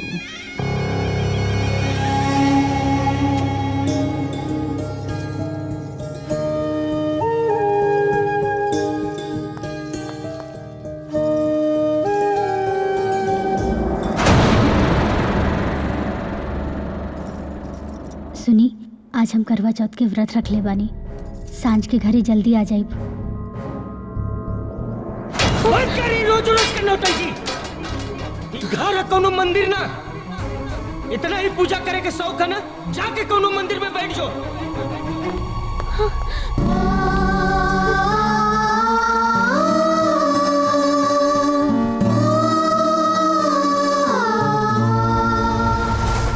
Mister Amrish, आपके इस प्रोजेक्ट में सोचने लायक कुछ है ही नहीं।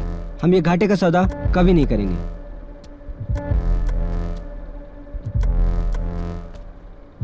बेवकूफ हो क्या? सटिया गए हो? अपनी जबान को लगाम दीजिए अमरीश बाबू। जिस छत के नीचे जहां आप बैठे हैं वो मेरी बदौलत है।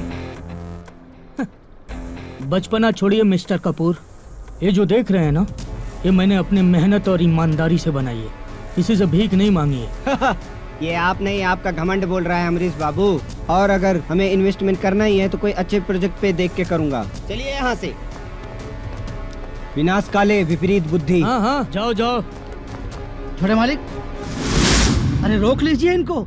ये अपने पुराने फाइनेंसर हैं, अपने बुरे वक्त पर काम आते हैं ये। जगदीश जी प्लीज, ज्यादा नसीहत देने की जरूरत नहीं है। आप मेरे फैमिली मेंबर नहीं होते ना, तो आपको भी गेट से बाहर कर देता।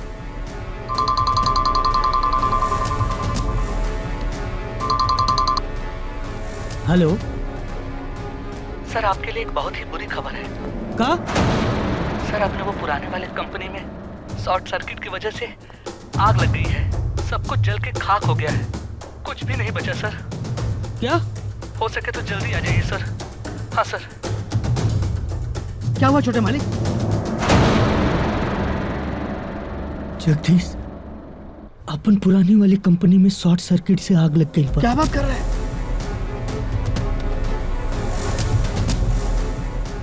ये बतावा, इंश्योरेंस भइल है ना? ओकरा के जल्दी से क्लेम करा। छोटे मालिक, इंश्योरेंस तो ना हो पाई। अरे इतना दिन से कह रहा बानी आपसे कि रिन्यूअल करावे के इंश्योरेंस, लेकिन आपके पास टाइम कहाँ, बातें ही कहाँ सुननी। एकरा मतलब करोड़ों का संपत्ति जल के राख हो गई। ये ना हो सकेला जगदीश बाबू, ये ना हो सकेला।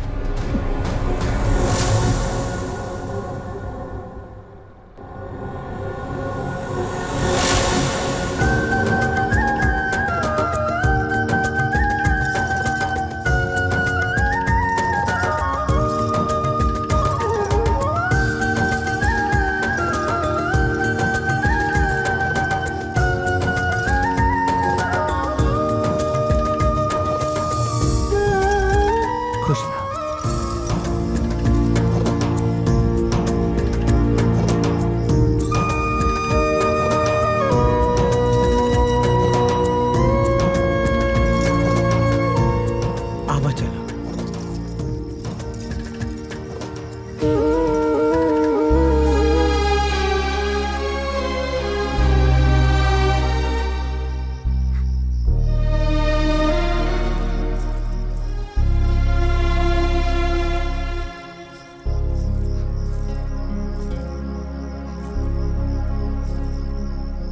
भाभी तू यहाँ?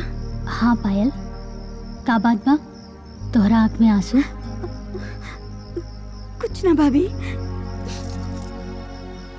अच्छा कुछ हो ना, तो फिर ही करवा चौथ के व्रत काहे रख ले बाड़ू? और ये आँख में आंसू काहे? भाभी उनकर बहुत याद आ रहल बा। हर सुहागन अपने सुहाग की सलामती खातिर करवा चौथ के व्रत रखेली और ओकर व्रत तब भी सफल होला जब ओकर पति अपना हाथ से अन्न के दाना और पानी पिलावेले। भाभी ऊ हमार नसीब में नहीं खन। हम अपन जिद के खातिर अपन घर उजाड़ लेले बानी। पायल रोवा मत। सुबह के भूलल अगर सांझ के वापस आ जाए तो ओके भूलल ना कहल जाला। जब तू करवा चौथ के व्रत रख ले रहलू ना, तबे हम समझ गेल रानी कि तू किशन बाबू से कितना प्यार करेलू। पता बा, हम किशन बाबू के बुला ले बानी। किशन बाबू,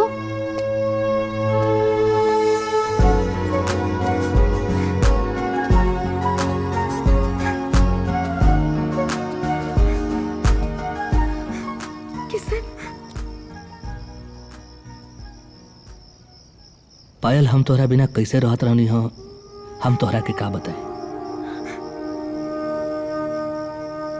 पुरुष अपना मान सम्मान स्वाभिमान में इतना अहंकारी हो जाला कि अपन गलती के एहसास ना होला ओकरा। हम छुटकी भाभी के एहसानमंद बानी, जिनका वजह से हमरा अपन गलती के एहसास भइल, प्रायश्चित करे के मौका मिलल। हमरा के माफ कर दिया पायल। किशन बाबू, पायल के माफ भी कर दिया। पायल सुबह से भूखल बाड़ी, जल्दी से पानी पिलाई, व्रत सफल करी। पहले चलनी से चांद देखा और फिर किशन बाबू के।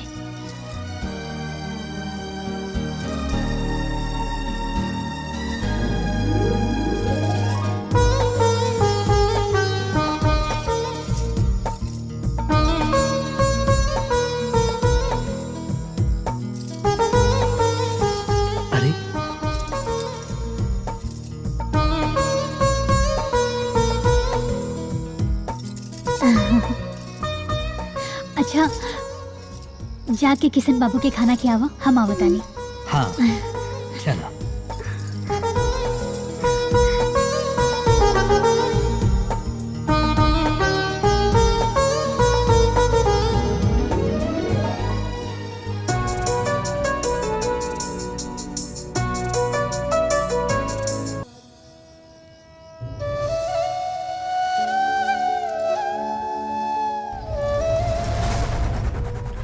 दिव्या, जब तक जान बा तब तक जहान बा। सब कुछ जल के खाक हो गई। लोग कहेला कि पत्नी अयला से किस्मत बदल जाले, लेकिन हमार तो किस्मत जल के पूरा खाक हो गई।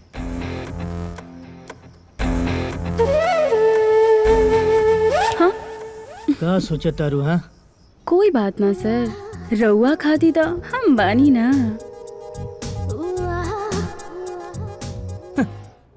जाने अनजाने में हमरा से कुछ गलती हो गई होखे तो हमरा के माफ करब सभे। अरे पायल तोहार अमानत है, हैं? खुशी खुशी लेके जा। जी चले के? मैं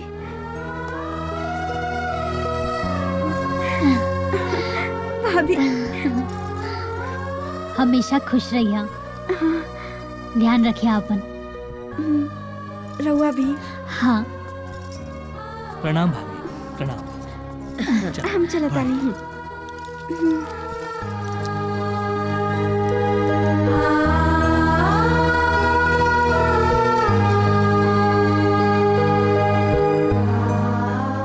बहू। हाँ माँ जी। अमरीश अभी तक अइले ना का? आज ही है माँ जी, ऑफिस में कुछ काम आ गई हुई। रउआ टेंशन मत ली, जाके आराम करी। ऐसन कौन सा काम बा कि करवा चौथ के रोज? हैं? अरे घर परिवार के कोनो चिंता ना बा के? भगवान भी पता ना हमेशा औरत के सब्र के ही काहे परीक्षा लेला।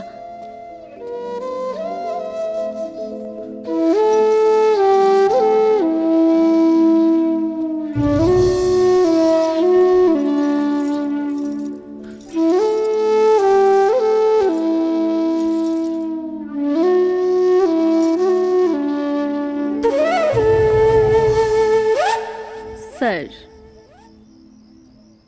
रउआ के हम ड्रॉप कर देता नहीं, चलिए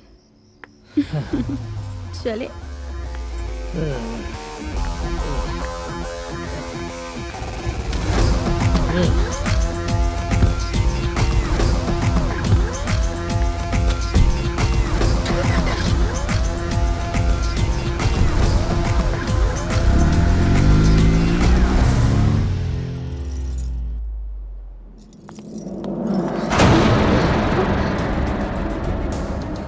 आज इतना देर कैसे हो गई? आज तो कम से कम रउआ की जल्दी आवे की चाहत रहे। फिर तो हुए नाटक। अरे मनोज, तू चाहत का हवे?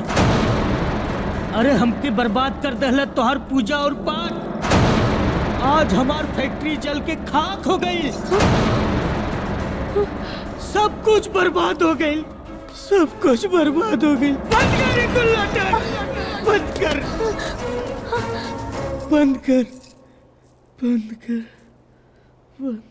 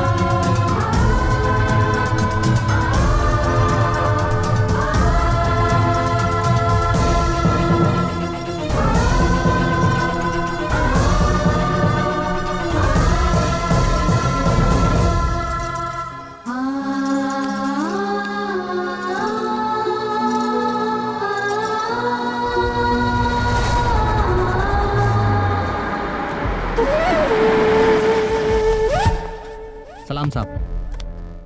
अच्छा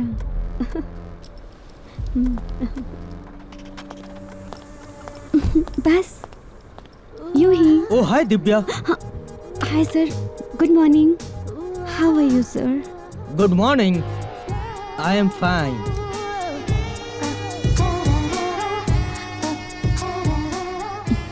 जैसा तुमने कहा था ना, वैसा ही मैंने किया। टीका नहीं लगाया। आ जाओ।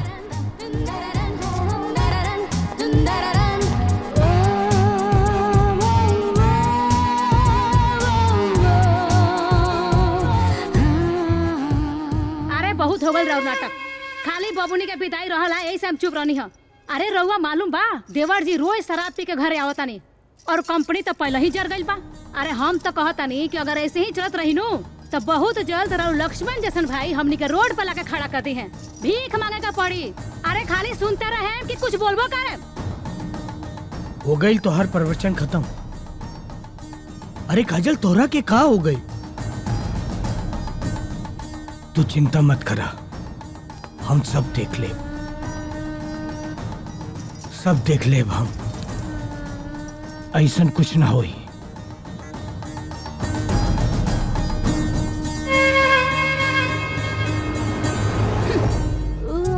हाय, हाँ मैं अच्छी हूँ, तू बता। ओह पार्टी यार, सीरियसली मतलब नहीं, सॉरी आज नहीं हो पाएगा। एक्चुअली तुझे तो पता है ना, ऑफिस एंड ऑल। उफ यार, सॉरी। पक्का? यस सर।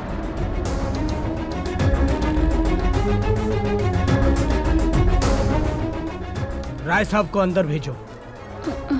सर वो तो आए नहीं आज। क्यों? सर पता नहीं। ऑफिस का कुछ कायदा कानून है कि नहीं? जगदीश जी को भेजो। ओके सर।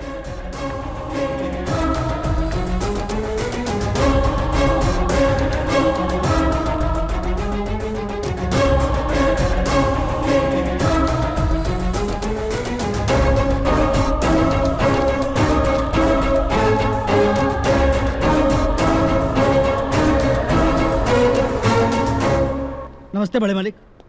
जगदीश जी, ये ऑफिस है कि क्या है? आकाश बाबू, उम्र का लिहाज करना पड़ता है। छोटे मालिक कहीं कुछ ना कह दें, डर लगता है इसलिए। क्या मतलब? जब मल्होत्रा जैसे आदमी को उन्होंने नहीं छोड़ा तो मैं किस खेत की मोली हूँ। उन्होंने नोटिस भेजा हुआ है कि 10 करोड़ अगर टाइम पर नहीं मिल गए तो मकान के सारे कागजात उनके पास है, नीलाम करवा देंगे।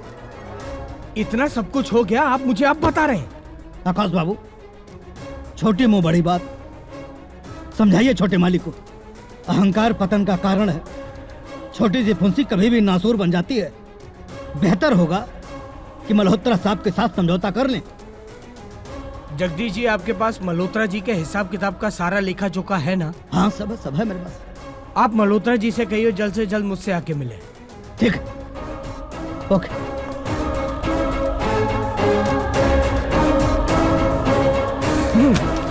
सब गिरवी रख दी।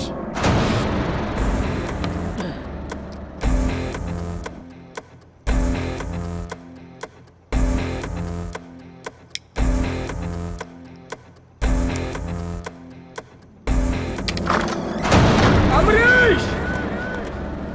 अमरीश!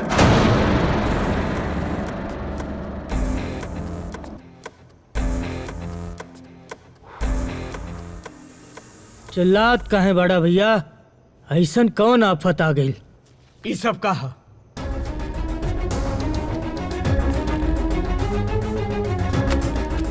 ई कुल छोड़ा भैया, आवा साथे पैक सैक मारल जाओ। हम तोहरा से पूछ रहल बानी कि ऊ सब कहा। पूछे के सिर्फ हमार हक है घर में। का भाई? का भाई? सवाल पूछे के ई घर में हक हमार है। काहे कि हम तोहार बड़ भाई हैं और बड़ भाई से तू जुबान लड़ावत रे। तोहरा के शर्म नहीं के आवत? ई देखा घर के कागजात, पूरा घर के गिरवी रख देले बड़ा। और हम पूछतानी तो हमरा से जवान लड़ाओ तारा। का भइल अमरीश, हम पूछतानी सब का होता।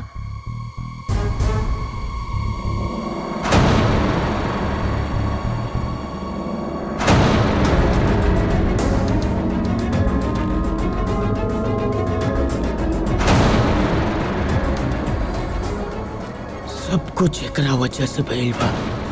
जब से ई कलमुही हमारा जिंदगी में आइल बिया, हमार जिंदगी नरक बन गइल बा। न जी सकीला न हम मर सकीला।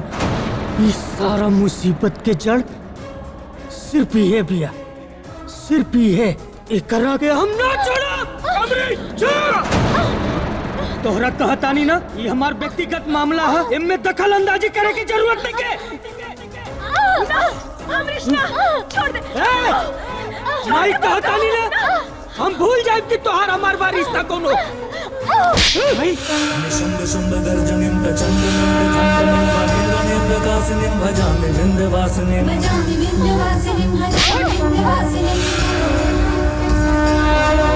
त्रिशूलमुंडे धारिणीं धराविघातहारिणीं गृहे गृहे निवासिनीं भजामि विंध्यवासिनीं। आज तो के घर के बाहर करके रह। ऐसे मत कही रहुआ। अगर हमरा से कोनो गलती हो गई होगी तो माफ कर दी। हमरा के घर से बाहर ना निकाली। अगर ये घर से कुछ बाहर जाए तो हमारा अर्थी हमरा के यहाँ से। चल हट, तो अर्थी निकली है घर से। चल छोटी बहू छोड़, छोड़ी ना, ऐसे मत करी। छोड़ी ना,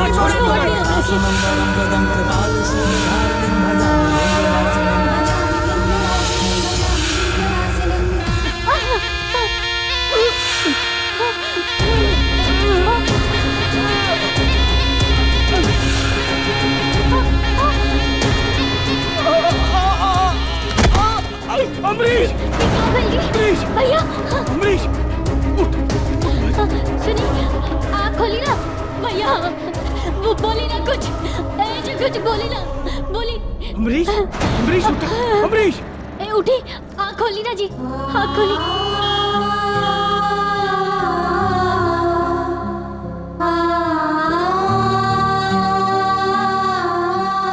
या देवी सर्वभूतेषु शक्तिरूपेण संस्थिता नमस्तस्यै नमो नमः। ओम या देवी सर्वभूतेषु शक्तिरूपेण संस्थिता नमस्तस्यै नमो नमः। ओम या देवी सर्वभूतेषु शक्तिरूपेण संस्थिता नमस्तस्यै नमो नमः। ओम या देवी सर्वभूतेषु शक्तिरूपेण संस्थिता नमस्तस्यै नमो नमः। ओम या देवी। हे माता विंध्यवासिनी, हमरा सुहाग की रक्षा करी। अगर हमरा से कोनो गलती हो गई हो पूजा पाठ में तो हमरा की सजा दी।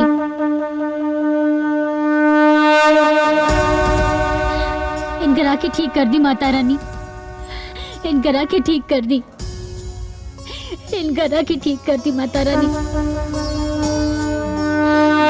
ओम सर्वमंगल मांगल्ये शिवे सर्वार्थ साधिके शरण्ये त्र्यंबके गौरी नारायणी नमोस्तुते सर्वभूतेषु शक्तिरूपेण संस्थिता नमस्तस्यै नमो नमः। या देवी सर्वभूतेषु शक्तिरूपेण संस्थिता नमस्तस्यै नमस्ते।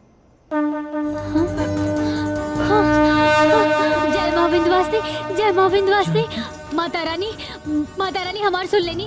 रवा ठीक हो गई नी जी, रवा ठीक हो गई नी जी। बस फिर द्वार चालू हो गई। माता रानी, माता रानी। ऐसे मत बोली जी, आज माता रानी की कृपा से रवा ठीक हो गई बानी। ऐसे ना बोली।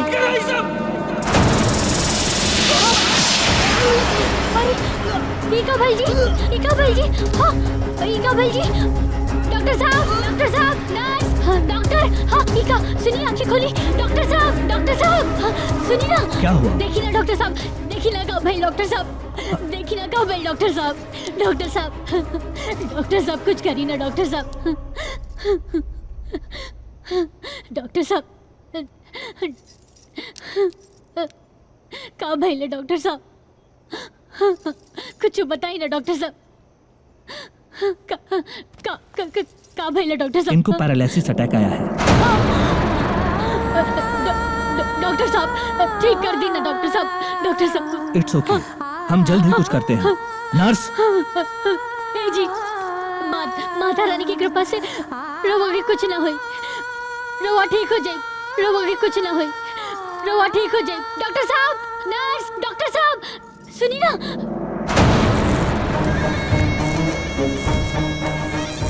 उमाकांत जी, आकाश हमरा के नौकरी से निकाल देले बा और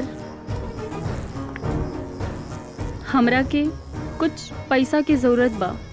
दिव्या रानी, जब घोड़ा लांगड़ हो जाला ना तो के घोड़सवारी के रेस से होके निकाल दिहल जाला। का मतलब? मतलब बिल्कुल साफ बा। जब दूध में मक्खी मर जाला ना तब दूध में पड़ल मक्खी साथे दूध ना पियल जाला।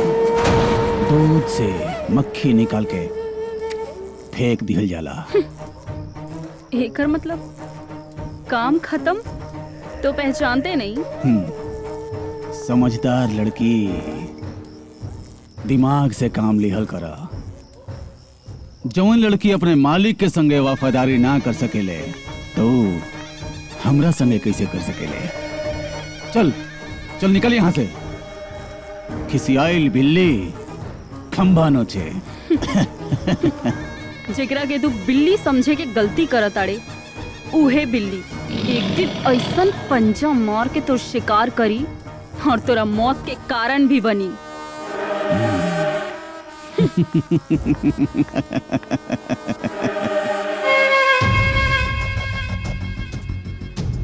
देवर जी,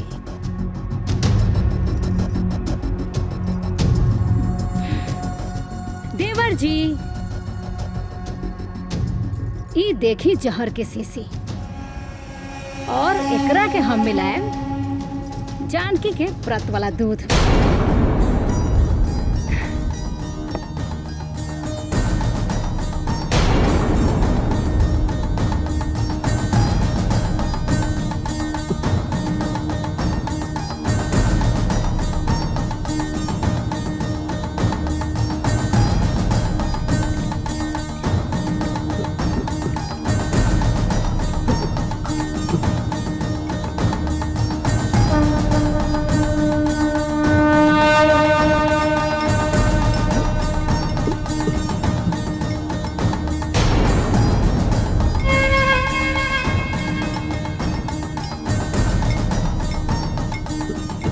और ये दूध पियला के बाद राउर दुलरवी जानकी के हो जाए राम नाम सत्य।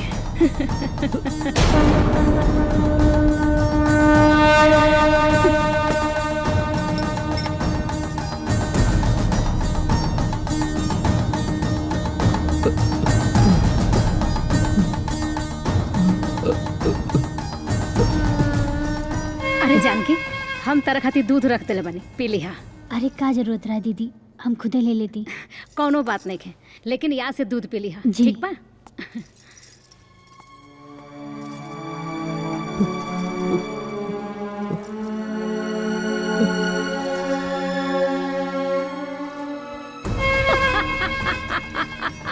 अब बहुत जल्द एक घर में चीख पुकार की आवाज सुनाई थी और जानकी के राम नाम सत्य। अब हम बनम ए हवेली के एक लौती मालकिन।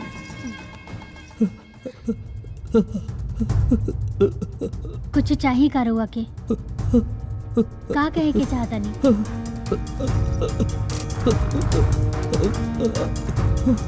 दूध। अरे हम पी ले दूध।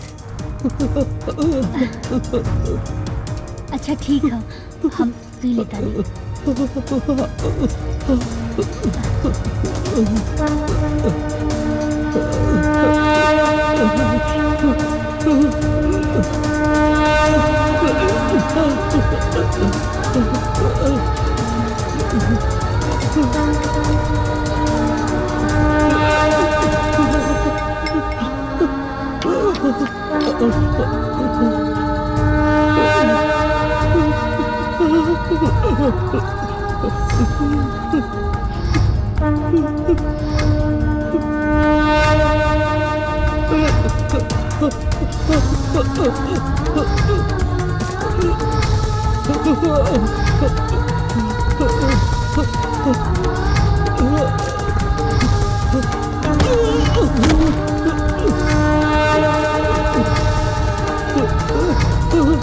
Oh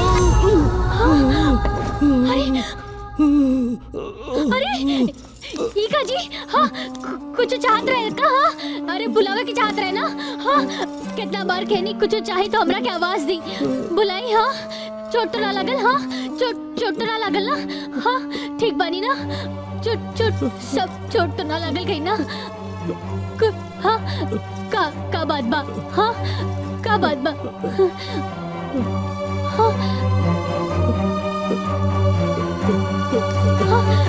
आराम से। मेहमान जी क्या करते भैया भैया देखी ना। ये क्या करत रहनी है? उठी जानकी का बाई सब? मेहमान जी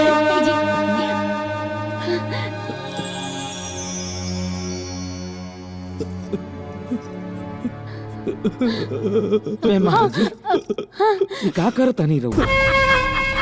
अब हम बनम ए हवेली के एक लौती मालकिन।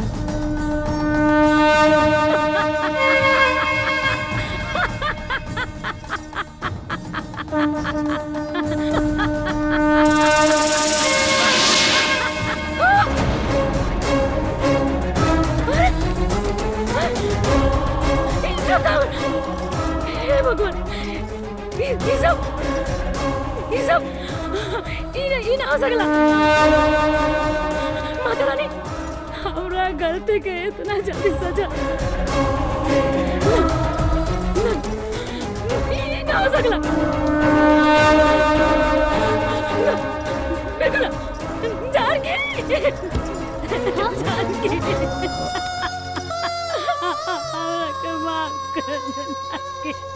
ये सब का हो गई दीदी? जानकी माँ बिंदुवासिनी के भक्ति के शक्ति ना समझ पानी जानकी। हम तरह का बहुत दुख दरवानी जानकी। ये सब हम बहुत बड़ पाप दरवानी जानकी। खीर में नमक और दूध माता रानी का मूर्ति भी इनार में हवाई डाले।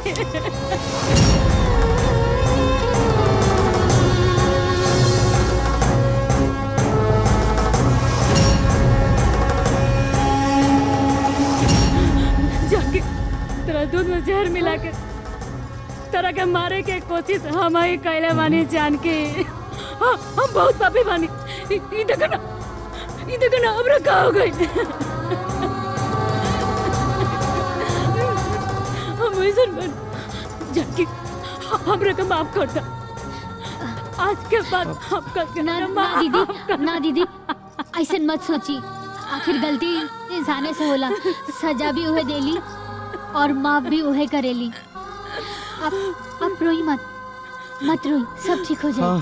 भैया जानकी बिल्कुल ठीक कह रहल बाई। माँ विंध्यवासिनी सब ठीक कर दी, सब ठीक कर दी। हाँ मेहमान जी सब ठीक कर दी। हम तो कहता नहीं कि एक बार माँ विंध्यवासिनी माँ के दरबार में जाके मत्था टेके के चाही। हाँ भैया जल्दी चली माता विंध्यवासिनी के दर्शन करे खातिर। सब ठीक हो जाए। हाँ। हाँ।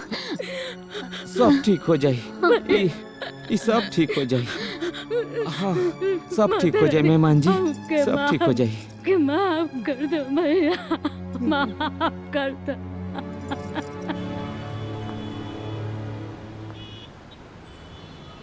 हमार हर चाल फेल काहे हो जाता।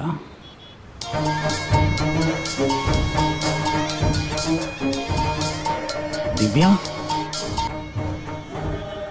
हेलो। उमाकांत जी आखिरी मौका बा। चाहबा तो हारल बाजी भी जीत सकेला। बोल। ऐसे ना तब पहले हमरा अकाउंट में 10 लाख रुपया भेजी, फिर तोर अकाउंट में? एकदम मूर्ख समझ ले बानी का? हमके सब मालूम बा। और वैसे भी काम होखला के बाद दूध में पड़ल मक्खी के समान फेंक देवे नहीं रहुआ। और हाँ, अगर मौका के रास्ता चाही तो डाल दी हमरा अकाउंट में, ना तो हम फोन रखा था नहीं। अरे ना ना ना ना ना ना ना, रुक रुक रुका रुका तारा के हम पैसा भेजा था नहीं।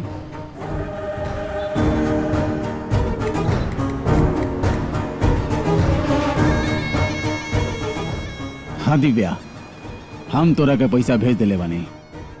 अब बताओ। पूरा परिवार माता विंध्यवासिनी के दर्शन खाती मिर्जापुर गइल बा। थैंक यू, शुक्रिया दिव्या, शुक्रिया। अगर ही तोहर बात सच निकलल तो हम तोहरा के माला माल कर देव। अब आई खेल में मजा, अब आई ऊंट पहाड़ के नीचे।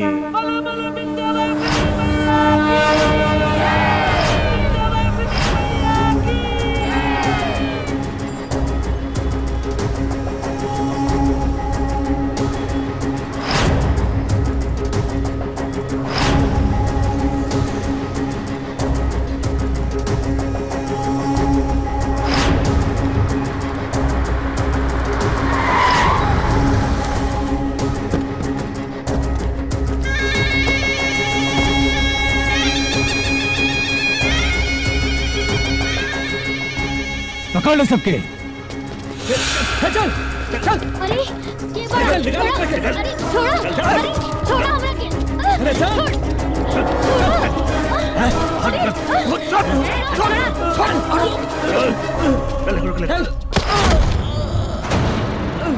अरे छोड़ो ना। जी हमरे आँख में गड़ेला ना, वो सीधा शमशान घाट पहुँचेला। उमाकांत राय, तू ठीक नहीं की करत।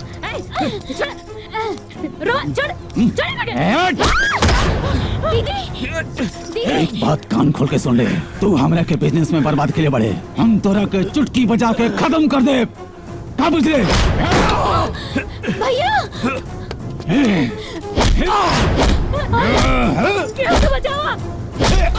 छोड़ दा हमार लड़का के, हम तोहर गोड़ पड़ता नहीं। छोड़ दा हमार जिंदगी के भीख ये भिखारी से ना, माई विंध्यवासिनी से मांगा। मांग विंध्यवासिनी माई से, अपने खानदान के भीख मांग बुढ़िया। तोरा विंध्यवासिनी पे बहुत भरोसा बात होने के ना, आज बर्बाद कर दे। यो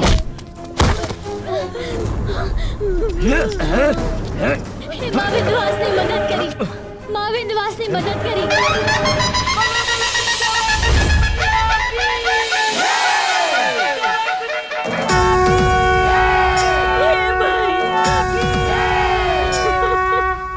माँ विंध्यवासिनी मदद करी। मदद करा माई, हमार लड़का के बचा ला माई।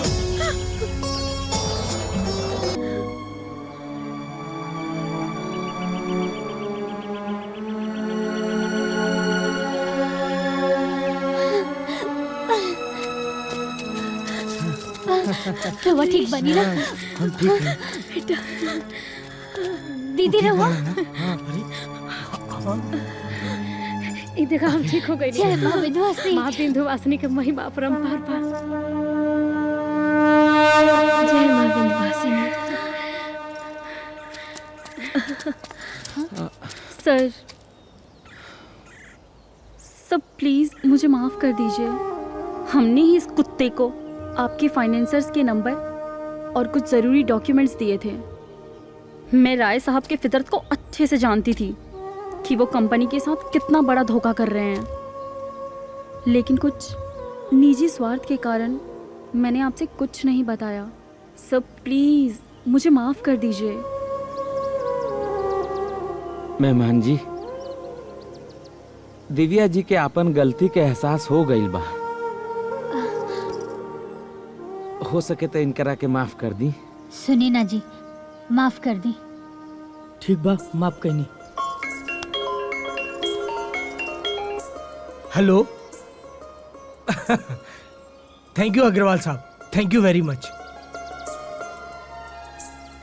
अमरीश, सब फाइनेंसर फाइनेंस करे खातिर तैयार बाड़े। अरे भैया ये चमत्कार ना माँ विंध्यवासिनी का बा और दूसर चमत्कार पाठ पूजा का फल मिलल बा। तो यही से एक बार जयकारा लगा दी। तो बोला माता विंध्यवासिनी की जय।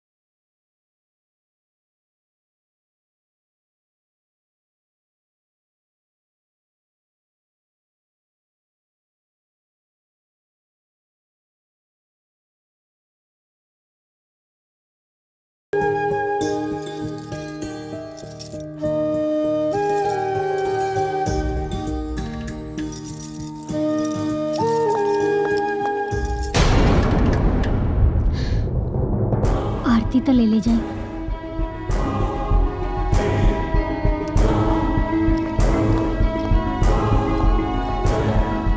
माता रानी राउर दिन सुख करे। हम तक कहत रहनी कि हमार बेटा लक्ष्मी लेके आयल बा। तोहार बहन जानकी के 40 मंगलवार के व्रत विधिवत पूरा हो गइल बा। का बात करत तनी 40 बार दिन वाला व्रतवा पूरा हो गइल। हाँ माँ विंध्यवासिनी के कृपा से देखी हो। हाँ ओकर एक दिन बहुत बड़हन घर में बिया होई। हे पंडित जी, हाँ अगर ऐसन हो जाई नु तो हम सारा काम धंधा छोड़ के माता विंध्यवासिनी के पैर में अपन सारा जीवन लगा दे। हमार छोट भाई अम्बरीश तहार बहन जानकी से बियाह कहिल चाहत बाड़े।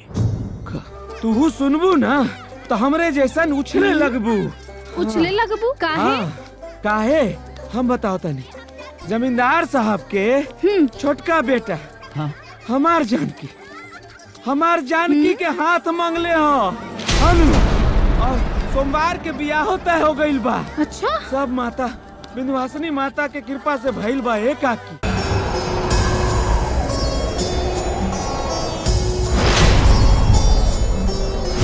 शुंभगर्जनिं प्रचण्डमुण्ड खण्डनिं वनेरनेत्रकासिनीं भजामि विन्ध्यवासिनीं।